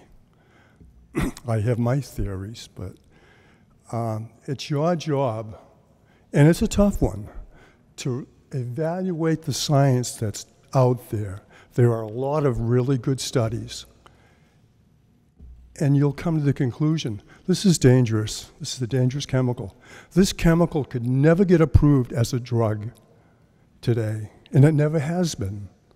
Nobody's going to sign off on fluoride because they don't want the liability that's going to come home to roost one of these days, and they don't want to have any part of that. So when you hear somebody saying it's a good thing for our teeth, ask them how come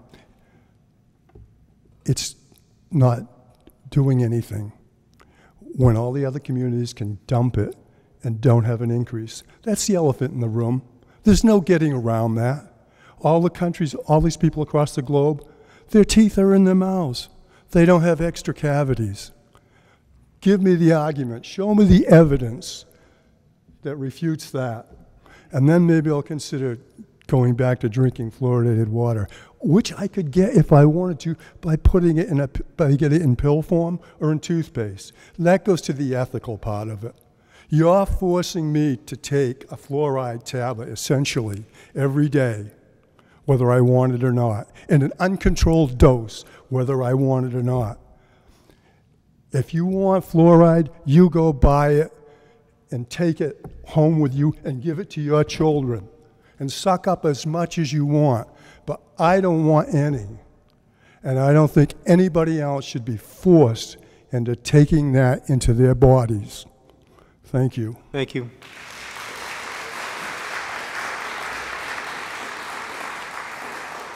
Next person, name and address, please. Sure. Andrew Teichner, 18 Bennett Road, Boxford, Massachusetts. To me, it really breaks down to basic chemistry, what we're talking about here. And I spent a lot of time, I'm not a chemist, but I decided to look at the periodic chart. And just like anything else, if you're a sailor, you better have a chart to figure out where you're going.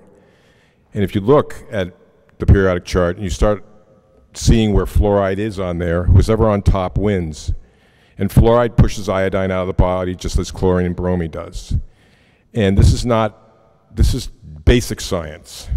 You mean products are developed with that knowledge. And if you start going back and looking at books before 1940, the people who built the Empire State Building literally stated categorically, this is a poison. You do not want to expose anybody under 12 years old to this poison. And now, what we have here is an opportunity to study the periodic chart, and that's what I'm asking you to do. Look at the periodic chart. That is your guide. It doesn't matter what anybody else says here.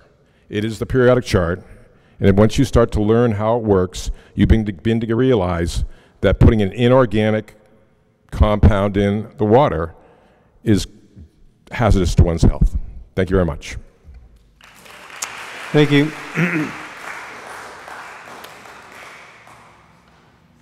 Hi there, name and address, please. Jennifer Entwistle, 334 Washington Street.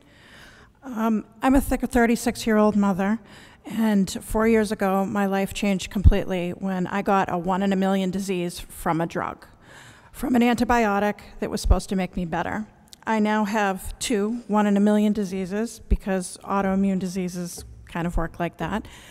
And I started just looking into every single thing I put in my body. I underwent in vitro fertilization because my husband could not conceive. And I looked at everything that it took to get me pregnant, that it took to keep me pregnant.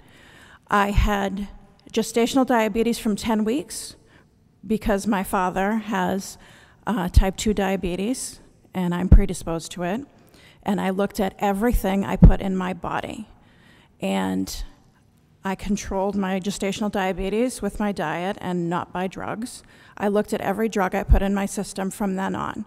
And point blank, I have the right now to choose if I want to treat my disease with drugs or diet or whatever I so choose, or to deal with my fate. I look at every drug now, every side effect, and weigh it and decide what I want to put in my body and my daughter's body. And that is my right. My life was changed forever with something I did not know could occur, but now I know. And I basically deserve the right to have an opinion on every drug that is put in my body. And fluoride is one that I cannot control, and I deserve the right to be able to control it. Thank you.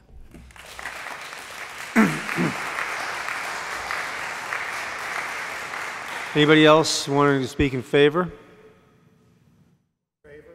In favor? This is in favor of the petition that has been filed with the City Council to stop artificial fluoridation of the city water. If you are in favor of that, you have 3 minutes. Okay. Z. Seppel on 92 Granite Street. I was up here at the hearing that you had, 3 or 4 years ago, the forum. And all I would like to say is that what I've looked at down in Rockport are Old Town reports from 1925 to 1945. At that time of the in our history, very few people had any money to even pay for dentists. So if they didn't get private dentists, they were out of luck, except for the school children who were treated by volunteer dentists for a very nominal fee, a Dr. Fiejo, I believe it was, from Gloucester, and dental technicians. And it has the best statistical evidence that I think is possibly available to show that the natural levels of fluoride that occur in this area are sufficient to prevent tooth decay. The results are stunning over a course of 20 years. What the cavity rates were when the kids were brought into the program and as they progressed through the grades. It's worth a look. Gloucester has not got quite as detailed information, but it is down there in the archives in the old city reports some of the years. And all I can say is that I think that I'm a product of the 1950s. We were much more prosperous than those people in the 20s. We got a lot of candy, a lot of 5-cent candy bars. Our parents were pretty indulgent after living through World War I or World War II and the Depression, and we got pretty much candy when we wanted to. And if you look at that as a cause of tooth decay, I think that was the only thing that caused the incidental rises in cavities from the 1940s, before World War II. And after World War II. So I support looking into fluoride really critically and seeing if it's worth the health detriments that it does cause. Thank you. Thank you. Mr. Sepula? Now, are you in favor of the proposition to stop artificial fluoridation? Yes, I am. Okay, 3 minutes. Name and address, please. Hi, thank you for listening to all this. It's quite something. My name is Johanna, Johanna Keefe, Keefe. I reside at 8 Victoria Road, and that's in Manchester, Mass. And again, I'm just one of many residents in Cape Ann who believes that we should have a choice as to what we put in our bodies. I know you heard that a lot. Today is my birthing day of my first child. She turns 28. And I happen to be a registered nurse and a professor of holistic studies at Endicott College in the nursing program. And I just completed a doctorate with concentration on maternal child health and restorative nutrition. And, you know, the fluoride issue is just one issue of many as we try to protect our child's health and the health of a mother-to-be. What I'd like to do is just read a quick paragraph of a gentleman who will be speaking at a health conference in November, who is the director of the Fluoride Action Network, which is a nice network for you all to look at in terms of just trying to make up your own minds. So I will read that. His name is Paul Canet, PhD, and he's a graduate of Cambridge University and holds a PhD in chemistry from Dartmouth College. And from 1983 to 2006, he taught chemistry at St. Lawrence University in Canton, New York, where he specialized in environmental chemistry and toxicology. So this man says, or will be presenting a talk, which will summarize the evidence of fluoride's neurotoxicity.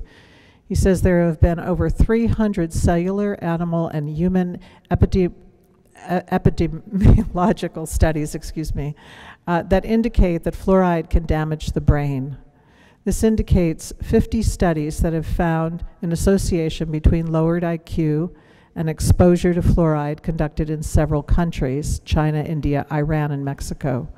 We will give details of some of these studies, and in particular, the latest study published in 2017 by Bashash, B-A-S-H-A-S-H et al. This is the most rigorous to date and was funded by U.S. governmental agencies, including the NIH, the EPA, and the NIEHS. They found that the most critical period of exposure was during pregnancy. They found a strong association between the mother's exposure to fluoride, as measured by levels in their urine, and lowered IQ in their children, as measured at 4 years of age, and again between 6 and 12 years.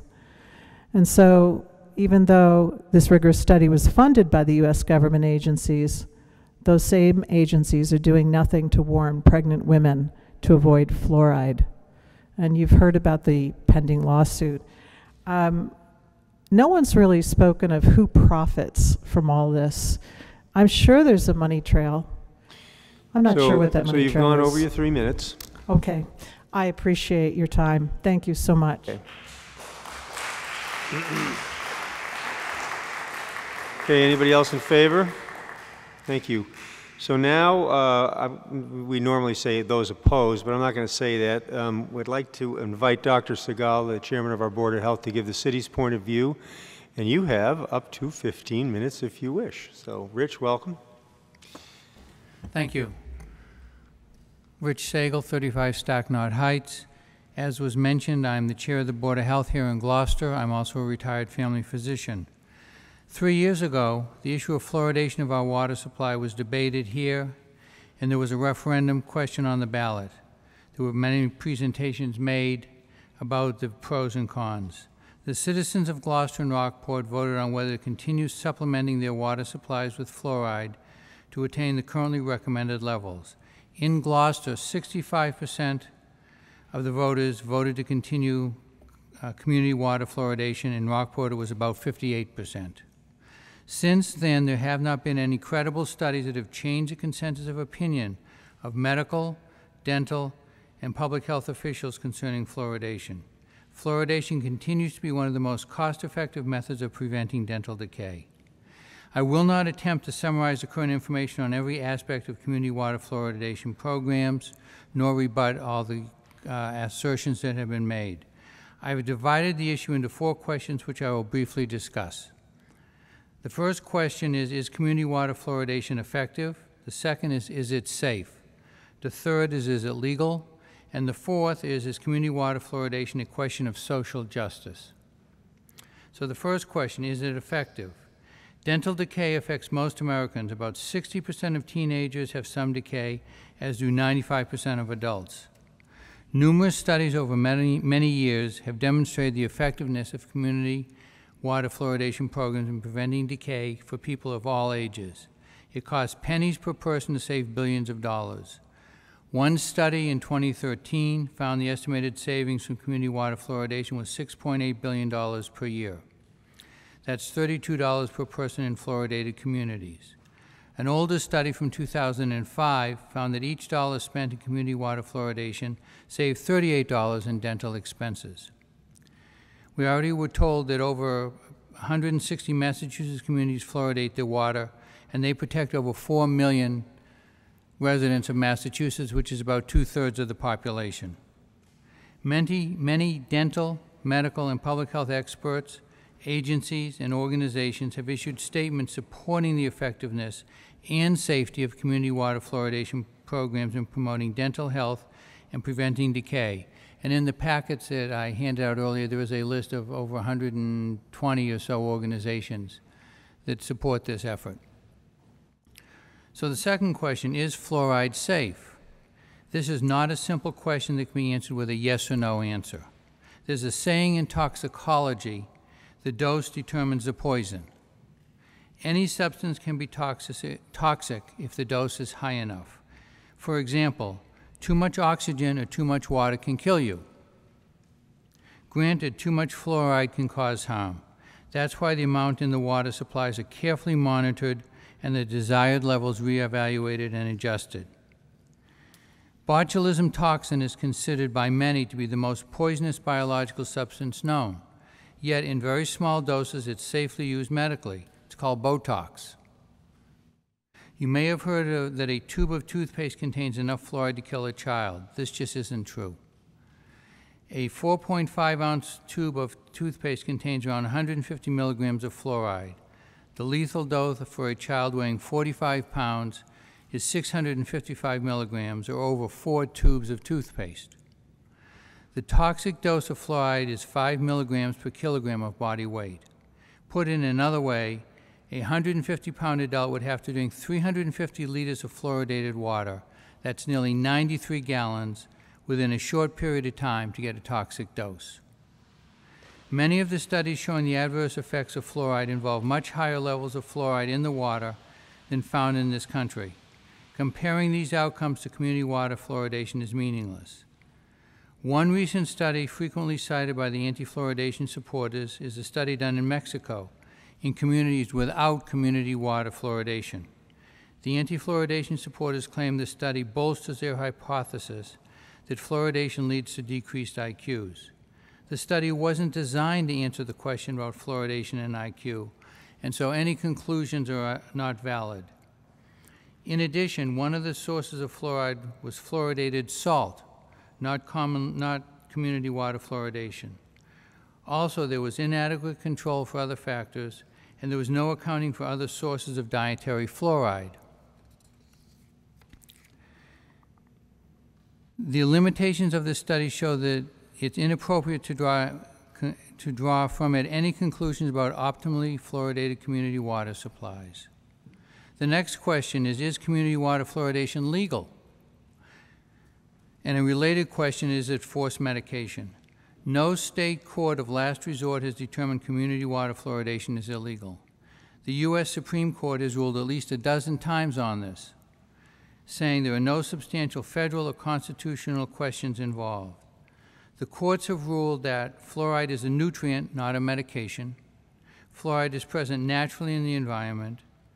No one is forced to drink fluoridated water as alternatives are available. And in cases where a person believes fluoridation interferes with religious beliefs, there is a difference between the right to believe, which is absolute, and the freedom to practice beliefs, which which may be restricted in the public interest. Courts have repeatedly ruled that water fluoridation is not a form of compulsory mass medication or socialized medicine. Water that has been supplemented with fluoride is similar to fortifying salt with iodine, milk with vitamin D, and orange juice with calcium. The last question, is fluoridation a matter of social justice? And I feel that it is. Community water fluoridation helps reduce the disparities in dental health at the community level. Populations with the lowest socioeconomic levels who live in fluoridated communities have less tooth decay than their peers in non-fluoridated communities. Numerous studies have found that socioeconomic factors are associated with increased risk of dental caries. A 2012 review of 41 studies found a strong relationship between education, income, occupational status, and socioeconomic status with dental caries.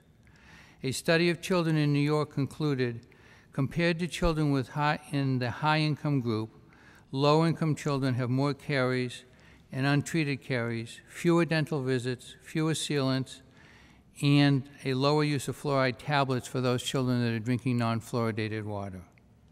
According to the U.S. Census Bureau, 8.2% of the population of Gloucester lives at or below the poverty level.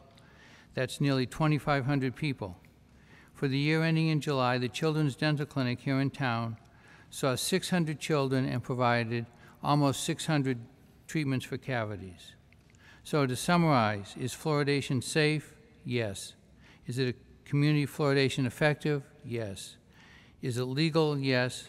And is it a matter of social justice? And I believe that it is. Dental disease causes more harm than just cavities. It can affect a child's overall health, their ability to study and learn, and impacts on their self-confidence. So what's the next step?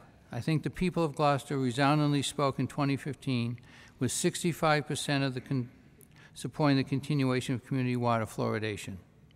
Since 2015, there have been no generally accepted research articles demonstrating harm from fluoridation at the currently recommended levels. No credible dental and medical experts, agencies, or organizations who support community water fluoridation have changed their opinions of its value.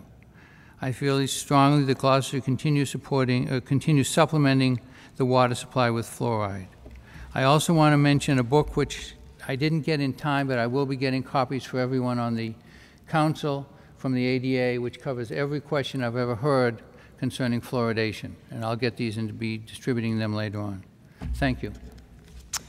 Thank you very much.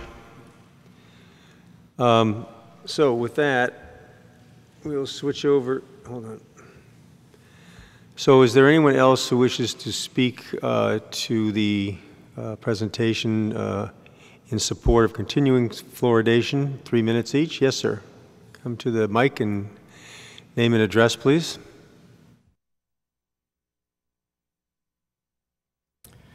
Good evening. My name is Dr. John Fisher. I'm a general dentist at 18 Hawthorne Boulevard in Salem, Mass. I'm the chair of the Better Oral Health for Massachusetts Coalition. I'm on the Oral Health Committee for the Massachusetts Medical Society, and I serve on the advisory board for the Forsyth School of Dental Hygiene, where I also lecture on community water fluoridation. There's been a lot of mention on the IAOMT this evening. 800 members. You know, it's an international organization with 800 members. The Massachusetts Medical Society, which supports community water fluoridation, is 25,000 members. That's just Massachusetts. Community water fluoridation is the addition or subtraction of fluoride to or from the community water supply to reach what is considered the optimal level to prevent decay. Fluoride exists naturally in water sources throughout the country. In some areas, it is as high as 6.0 parts per million. And in this case, it's mandated by the EPA that this be reduced to below 2.0 parts per million. In Gloucester, the concentration of fluoride occurring naturally in the city's water sources is 0.3 to 0.4 parts per million. And to achieve an optimal concentration, it's necessary to raise the concentration to 0.7 parts per million. As a reference, in the ocean, fluoride occurs naturally at a concentration of 1.0 parts per million. And when they talk about sodium fluoride as being the additive here in Gloucester, the reason they use that, it's more soluble than calcium fluoride, which actually occurs more frequently as a natural ingredient in naturally fluoridated water. Sodium fluoride is 20 times the solubility of calcium fluoride, so obviously less expensive to use it.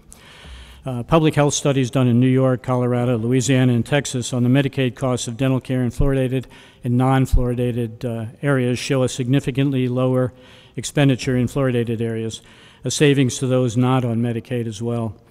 Savings are as high as $38 per individual for every dollar spent on community water fluoridation. Fluoride is a public health issue and a social issue. It's not about poor children who don't brush their teeth. It's about poor kids who can't even afford their own toothbrush. Gloucester has a rate of 25% food insecurity, which means 1 in 4 kids go to bed at night hungry. You have a food bank in Gloucester, and there's a reason you have a food bank in Gloucester. In optimally fluoridated communities, fluorosis does not make teeth brittle. It does not cause thin enamel. It's simply a slight, in most cases, unnoticeable cosmetic blemish occurring mostly on back teeth. These teeth are more resistant to decay, and there's no correlation between fluorosis and any health considerations. On November 23, 2016, it was mentioned before, the Fluoride Action Network and others submitted a petition to the EPA to prohibit the addition of fluoride to U.S. water supplies under the Toxic Substances Control Act. The EPA studied the submitted They studied the submitted studies and all supporting documents, and on February 27, 2017, published a response in the Federal Register denying the petition and detailing the reasons why, and citing the data that was provided as scientifically insufficient. It's not a government conspiracy. The EPA was doing its job. Simply stated, there is no proof of any health risk from optimally fluoridated water. It's an effective public health measure to prevent dental disease across all socioeconomic boundaries. Thank you. You've gone over your 3 minutes. If I could just mention the IAOMT, a good place to check out the legitimacy or the credibility of that organization is www.quackwatch.org. And thank you. An organization that's good, the American Academy of Pediatrics, they have a site, ilikemyteeth.org, which gives Thank you very much. Anyone else wishing 3 minutes to speak? Yes, sir. Name and address, please. My name is Dr. Benjamin Poland, 3 Little Drive, Danvers, Mass. I am the dental director of the Gloucester Dental Health Center, the Children's Dental Health Center. I've been there for over 6 years. I have never seen a case of cosmetic fluorosis in my life, never mind in children at the dental center. I would like you to envision a 7 or 8-year-old with a 6-year molar that he's had in his mouth for less than 2 years that needs a root canal. And this is happening every few weeks at the dental clinic from our new immigrants that come into our city. I don't see this in the children who have been there for a long time. They hardly get any decay, just like the children in my practice that don't get decay. This is something that if we take fluoride out of the water, you're just going to make a lot more work for the dentist, and that's where the money trail is. It's not, we're not getting anything out of this. This is purely public health. One other thing, before I went to dental school, I went to graduate school in chemistry, and we learned about studies, and last time we went through this 3 years ago, we presented a stack yay high with a lot of validated studies from well-known institutions, not institutions that we've never heard about. Thank you. Thank you very much, and just a little editorial comment on my part. Doctor, thank you for your service to our dental clinic in Gloucester. It's very important to our city. Appreciate it. Thank you. Okay, anybody else? 3 minutes? Sure. Name and address, please. Good evening. I'm Bill Bebren. I reside at 9 Beach Road, Gloucester, Massachusetts. I've been an orthodontist in Gloucester for 20 years. I would like to thank the City Council for allowing me to speak on the behalf of community fluoridation, in particular the last of the 3 petition items. I'm not going to debate the science. You're going to get a book that's going to do a better job than me to better inform you. Fluoride and community fluoridation are 2 of the most studied topics in the last 50 years. It is widely accepted within the medical and dental communities amongst clinicians and researchers alike that fluoride supplementation of public water is one of the most safe, effective, and inexpensive ways to protect ourselves, our friends, neighbors, and our families from tooth decay. Today's petitioners are seeking to confuse the issue of community fluoridation using misinformation dredged from the garbage heap of the internet and from fringe publications or taken out of context from other sources.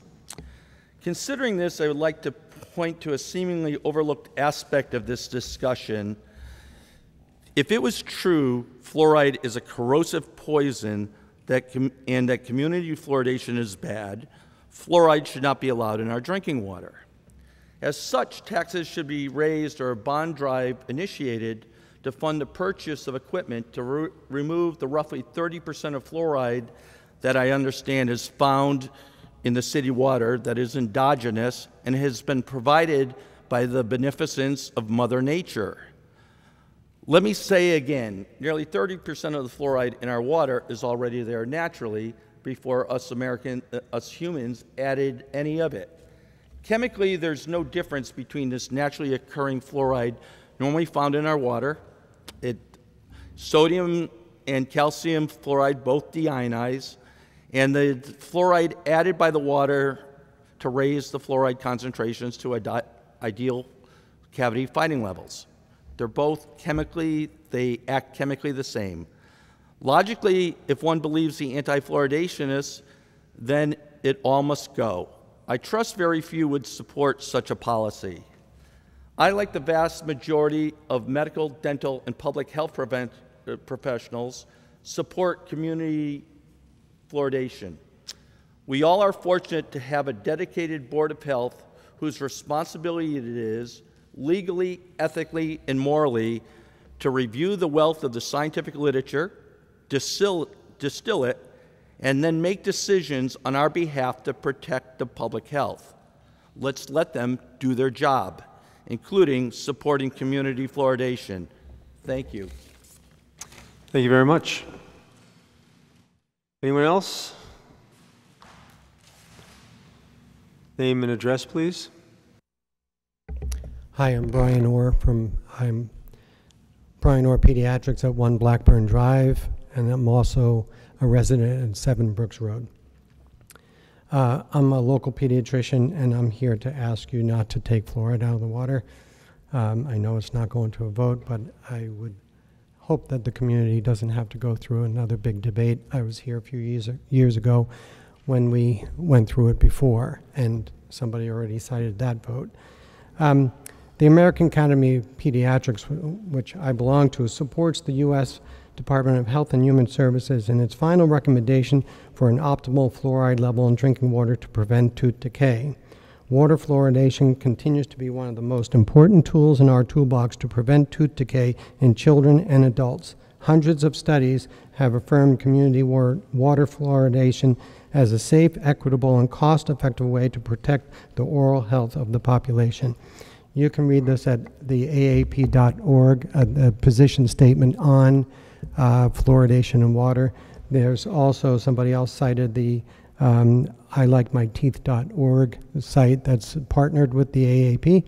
And there's also a big part of it is truth and fiction and myths and facts about fluoridation. So the AAP.org.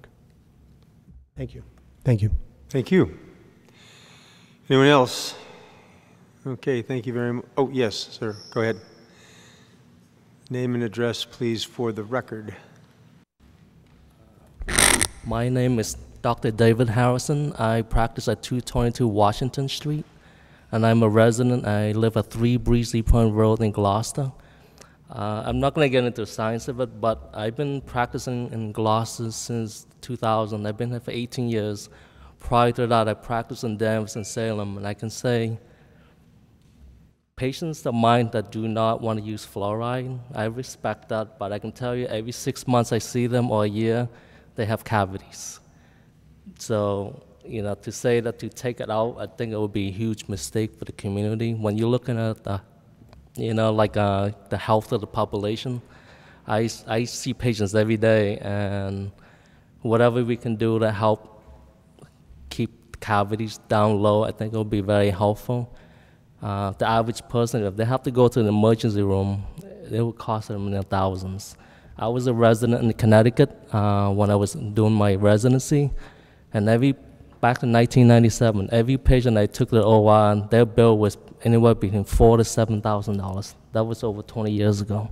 I can only imagine what it costs somebody. If a resident has an abscess and they go to the emergency room, that potentially could bankrupt them. So, you know, that's something from a more tangible point of view that I hope the board like really looks at. You know, like I treat patients every day, and I see that, and I feel strongly enough that I want the board to at least understand that perspective from just a clinician. You know, I respect the people that have different opinions. You know, if they don't want to use the water, then don't use it. I have plenty of patients that don't want to use fluoride, and I treat them with respect just like everybody else. But I do want to let them understand that, you know, when you come back every 6 months, a year, you have cavities, this is why. And so I don't know about that, you know, like 0.3% in decay missing surfaces. I don't know where that study came from, but that's not what I'm seeing in this community. And I can only speak for what I see in Gloucester. Thank you. Thank you very much. Anyone else in the opposition to the petition? Okay, I did offer Karen 3 minutes for a rebuttal, so you may have that 3 minutes now. Oh, 3 minutes, gee. Well, you know, true to form, dismissed ethics, denied science, denigrated opponents, and distracted the conversation to teeth. First off, though, I've got to thank Rich Segal for something he said to me in 2014, standing downstairs in City Hall. I went to him and I said, but Rich, you know, I'm one of those people who has a problem fluoride makes me sick when I have it. And he says, well, that doesn't matter, Karen. We know that some people are going to have an adverse effect, but it's the greater good that counts. And I said, really? When was that decision made? He said, decades ago. It's the greater good, and it's a social justice issue. I never swore until I got into this. And that was really a crystallizing moment for me. Turned his back on me. Oh, you got to worry about these poor children with the cavities. What about my pregnancy where I almost lost when the city started putting fluoride into the water? Oh, you dredge it up from the internet, do you? Did you see those screens? I quoted from neurotoxicology and environmental science and I have spent the past 4 years, I'm an analyst, I have a master's degree, I do research and reading studies. I have no interest in looking at these studies, but I am compelled to. Because if you have thyroid disease, you want to be worried about a kid going to the hospital with a bad cavity, I'll tell you what can bankrupt you. Thyroid disease, kidney disease, autoimmune disease, a lady who was speaking about her deals. These things can bankrupt you. Oh, there's no credible science. I showed 25 credible sciences, specific studies, published since 2015. The Bashesh study, you want to attack that one? Bring it. That study was done by leading world experts who have studied lead, BPA, all of these other things. They started off with 1,000 women. They disqualified anybody with kidney disease, with diabetes, or any pregnancy problems, and ended up with 299 women. They looked at these child pairs. They balanced them for all kinds of things. They got rid of all the confounding factors. Yes, they were using fluoridated salt. But prior to this, they were saying, well, it doesn't matter where the fluoride comes from, it's just fluoride. They were using fluoridated salt. But they were measuring the urine, the dose for the individual women. Another study just done in Canada, which is due to be published, that was presented in August, that's because why I know about it, it was in a presentation. Look at what I'm doing with my time reading these things. Showed that the level of fluoride in the urine of pregnant Canadian women living in optimally fluoridated communities matched up with the urine in those 299 women in Mexico. It doesn't matter where the fluoride comes from, it matters what your dose is. We had conflict there. One of the dentists said that, well, you know, we use sodium fluoride because it's more soluble than the naturally occurring calcium fluoride. That's true. It's more soluble. So if you gave me a glass with 5 parts per... so it's 3 minutes and 49 seconds now, Karen. All right, 2 sentences. I've got the science. There's a liability issue. What they said was a denigration, dismissal. It was not factual. You know I can bury you in the science if you want to see the science. Their issue is liability. Thank you.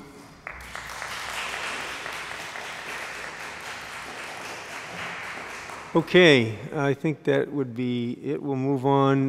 Madam Clerk, are there any communications on this matter? Yes. Okay. From Karen Spencer, you all received them. She sent them. There were about 5 communications. Also, you received the communication from Mac Bell in support to end artificial fluoridation in the city, and the City Council should petition the state for a home rule petition. And then also from Barbara Parsons of Washington Street to stop adding fluoridation to the water. And also from Rebecca Mahoney of 31 Langsford Street to stop fluoridation in the water. And you all received these emails. Thank you. Are there any councilor questions as to the technicalities of what we've heard tonight, the petition or any of the science? Good luck on the science. Councilor Hecht, any questions? I just wanted to ask if there's a spokesperson for the pro-fluoridation, and I'm trying to figure this out myself. Have you read some of the studies that she's been referring to? If you're, well, Dr. Segal is the chairman of the Board of Health, and he's presented the city side, which is we're fluoridating the water. So if you have a question about why, he would be the person to ask, yes. So then that would Rich? be my question. Have you read some of the studies that have been referred to by the people who are bringing the anti-fluoridation argument? I read the study that took place in Mexico that was referred to by both sides, and there's controversy. Obviously, there's controversy because there's multiple studies. Some draw different conclusions.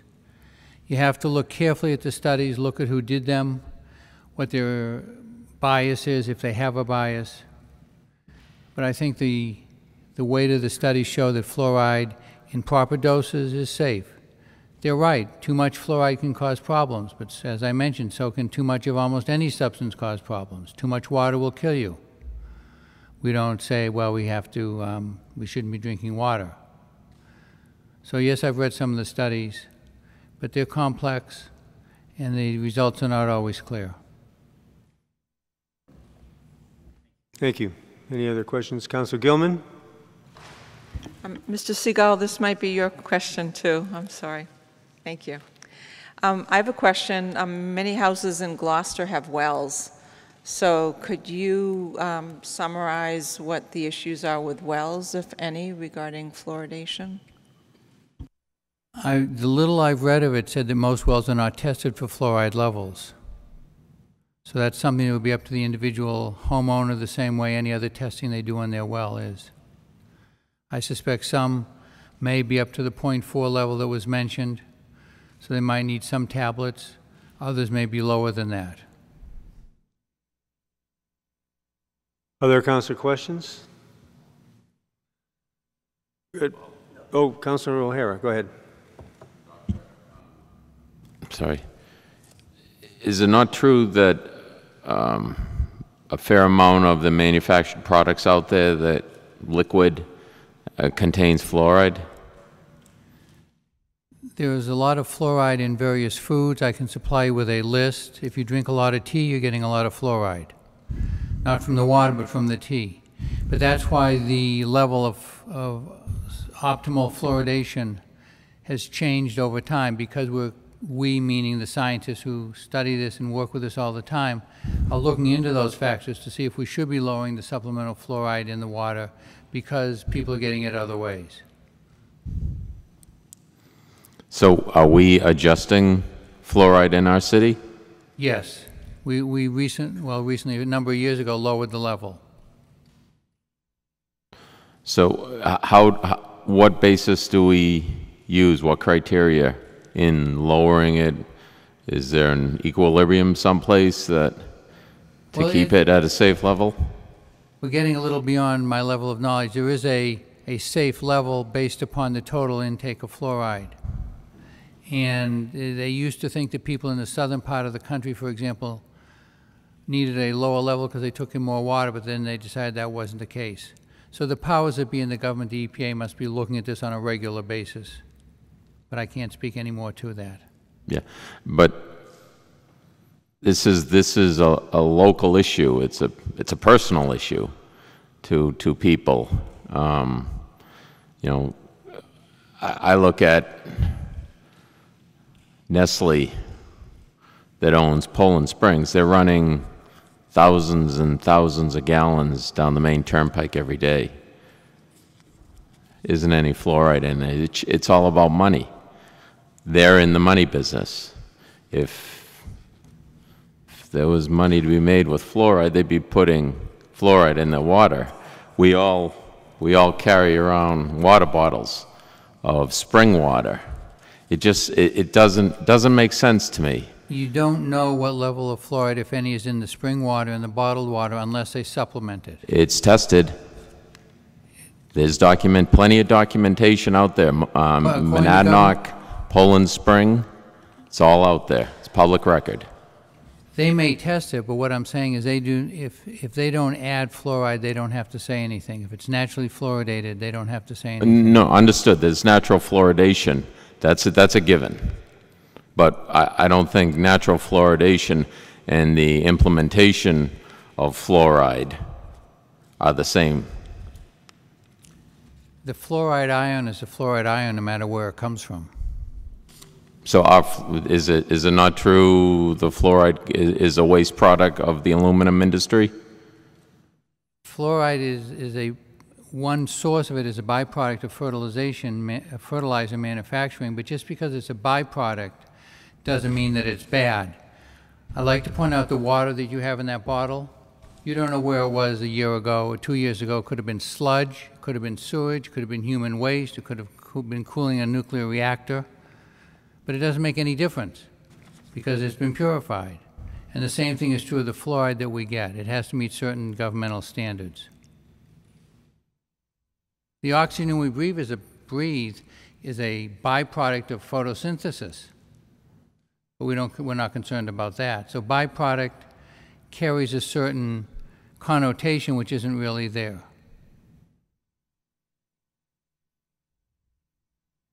Again, it doesn't make sense to me. I mean, I've heard tonight a lot of information, obviously more so on the folks that would like to see fluoride removed. I look at numbers. other cities and towns, countries, as far as, we're picking up fluoride, people are ingesting it, as we've already talked about in other manufactured products, that the one product that people, they turn on their taps, why we're going down that road, it doesn't make sense. I know what the chemical will do. We take that fluoride that's delivered in a trailer truck at the water treatment plant, whether it's here in Gloucester or wherever, and you look at the side of the truck and it's labeled with hazardous chemicals.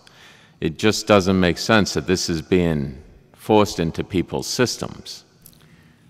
Well, you raised a couple of issues. Comparing what we do in this country to other countries is very difficult. In Europe... No, I'm talking about right here in Gloucester. Right, I understand, but you had mentioned other countries also. Other countries in Europe, for example, they have fluoridated salt. Some countries have fluoridated milk. They also have much better dental programs. I'm sure every dentist here would say that if we had the proper dental care free for every child, we might not need the fluoridation.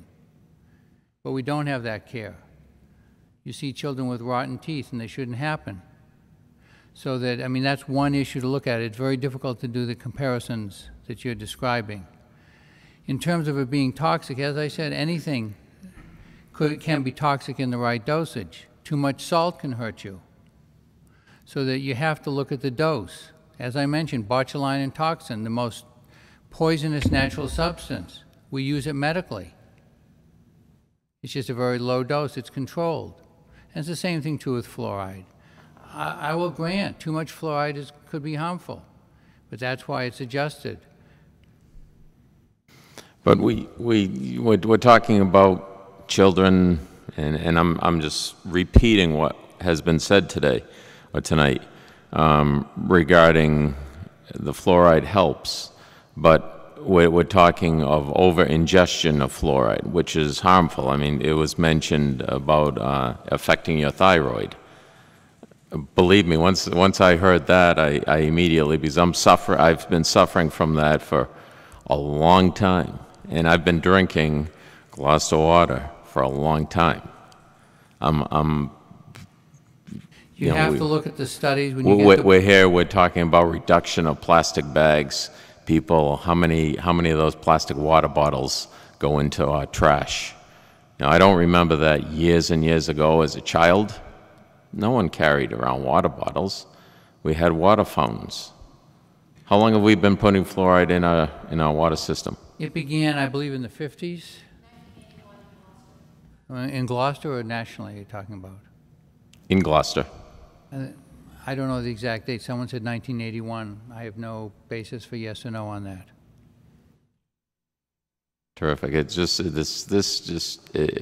anyways, my personal opinion. It's just we're putting a chemical into something we are gifted that we have such wonderful water here in the city. We have a great abundance of water. In fact, one of our well-respected restaurant owners has said to me, you go down Goose Cove Reservoir and you see that water spilling over the dams every year, that other cities and towns would love to have our water, that fresh water that we have, and we're introducing chemicals into that. I mean, understood, we have to have a system that's clean, and maybe we have to introduce chemicals to keep. We have a system which we're working on and upgrading. We had a problem a number of years ago. But to add chemicals, just common sense doesn't make sense. Well, again, you need to look, if fluoride is so bad, then we should be advocating removal of the fluoride that naturally occurs in the water. And well, we can't, products that are naturally a part of our earth, we can't really controlled too well. But we're introducing fluoride into the water. But if fluoride is bad, it makes no difference how it gets into the water. If fluoride is bad, the 0.4 parts per million that's naturally there should be removed.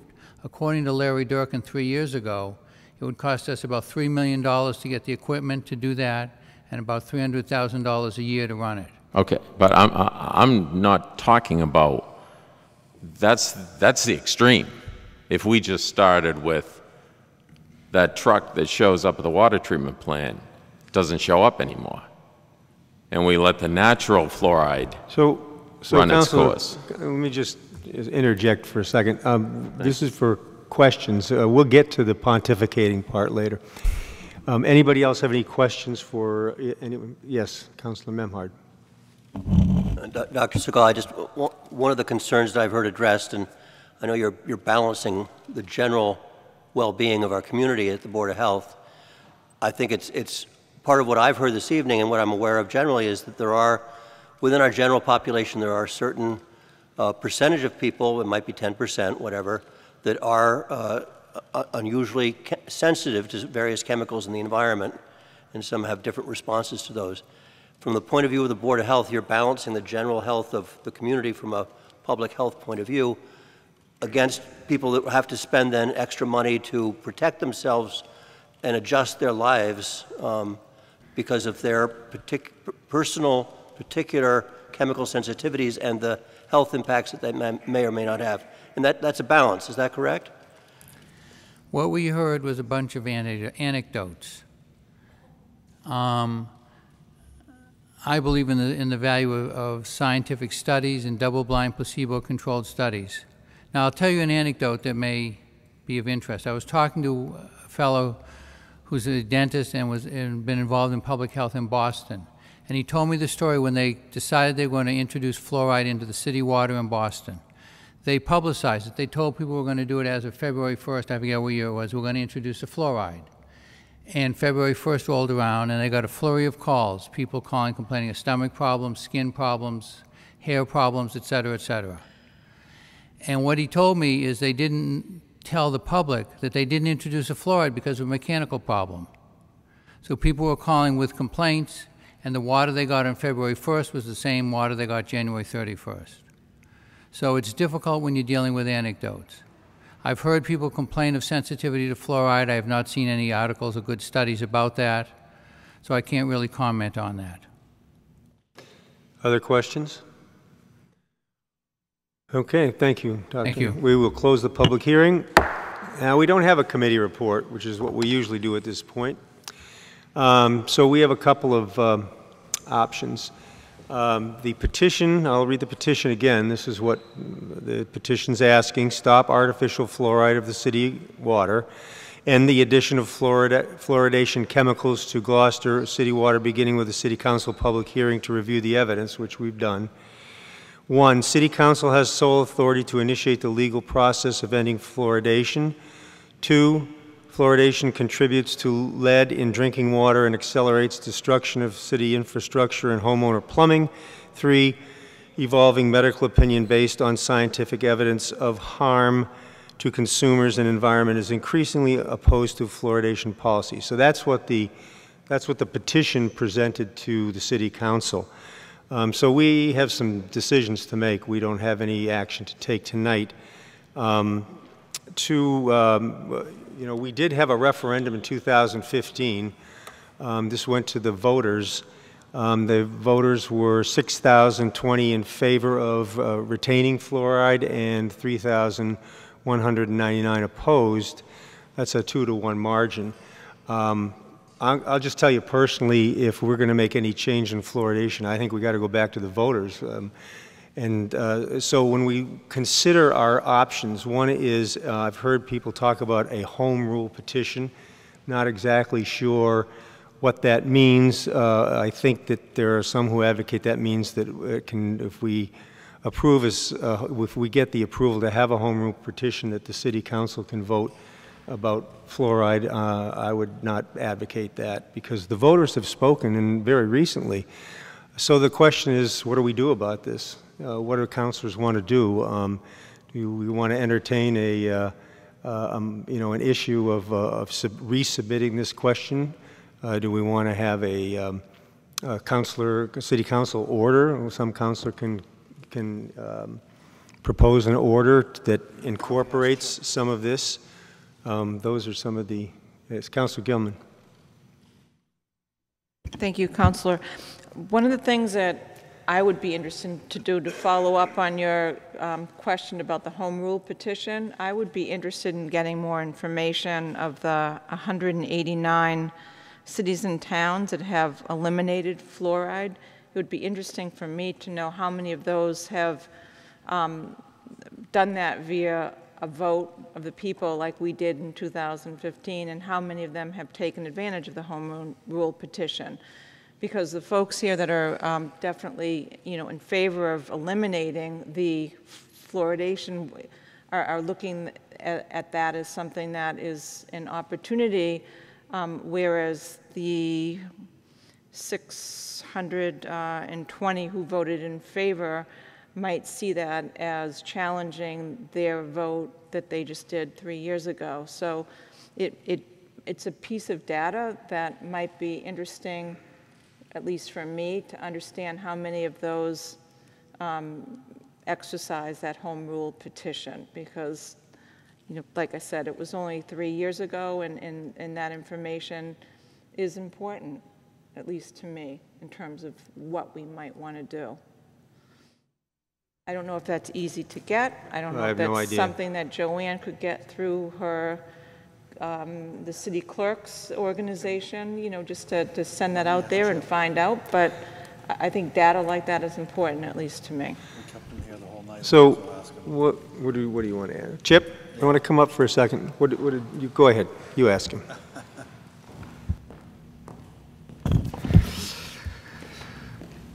Seeing that you sat over there all evening waiting for us to call you up, we may as well bring you up. Glad to How participate. about a little guidance on this for us as a council? So, Mr. President, members of the City Council, as you mentioned, the City Council's been through this a little bit 2 election cycles ago. That was a non-binding referendum vote. The statute, Chapter 111, Section 8C, requires that this go to the ballot, and the council doesn't put it on the ballot.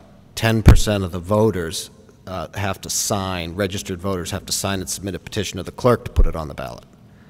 So, the council could go the home rule petition route and try to be relieved from the requirements of 111.8C. That's the home rule petition route. But the only other route that I see is that 10% of the registered voters have to sign a petition and submit it to the clerk, and then it goes on the ballot, and there's very specific language in the statute that would appear on the ballot. So this is a bit unique in the sense that the ordinance has certain petition requirements in it, but this trumps the ordinance. So it's up to the council in the limited sense of what you can and can't do, but in my opinion, the council can't vote to put this on the ballot. Thank you. Any other comments? Like I say, it's certainly available to any councilor to introduce a city council order, and then we'll just deal with that as we normally do. Yes, Councilor Hecht. Thank you. As an observation, I'm trying to find out what the truth is here, and I'm not sure that there is, that there's such radically different views. What I would request is, and comment on, that I would love to see our Board of Health director dive a bit deeper into the studies that have been brought up and maybe give us commentary on that. There's been a long history of big medical and food, and from eat your food pyramid, carbohydrates, eat a whole bunch of them, just keep doing it, and sugar's not the problem, fat's the problem, and that, of course, turned on its head. And I just really, I don't think that we should say, because the American Dental Association and this association and that association and the other association says everything's okay. I'm not buying that personally. So I would really like further research by our Board of Health into the kinds of things that have been presented tonight, and we might learn something. I don't know. But I think it's what I've heard tonight is very compelling in terms of some of the risks to some of the people in our community. And I think they've made a compelling argument, and I think it needs to be researched. And I think as policymakers for the city that we need to dive deeply into this topic. And I don't think I personally do not want to sweep it under the rug and say it's ADA says this, and I'm not buying it. I think we need further research, and I think we need our people to go and do further research. Thank you. Anybody else? Councilor O'Hara? I just want to mimic what Councilor Heck just said, because I do believe, I think it's very clear tonight that there is some reservation, as I've already made known, about the fluoride being in our water. That this is an issue that we need to evaluate, and as Councilor Heck said, address either way. We are the legislation branch of the city, and we represent the people.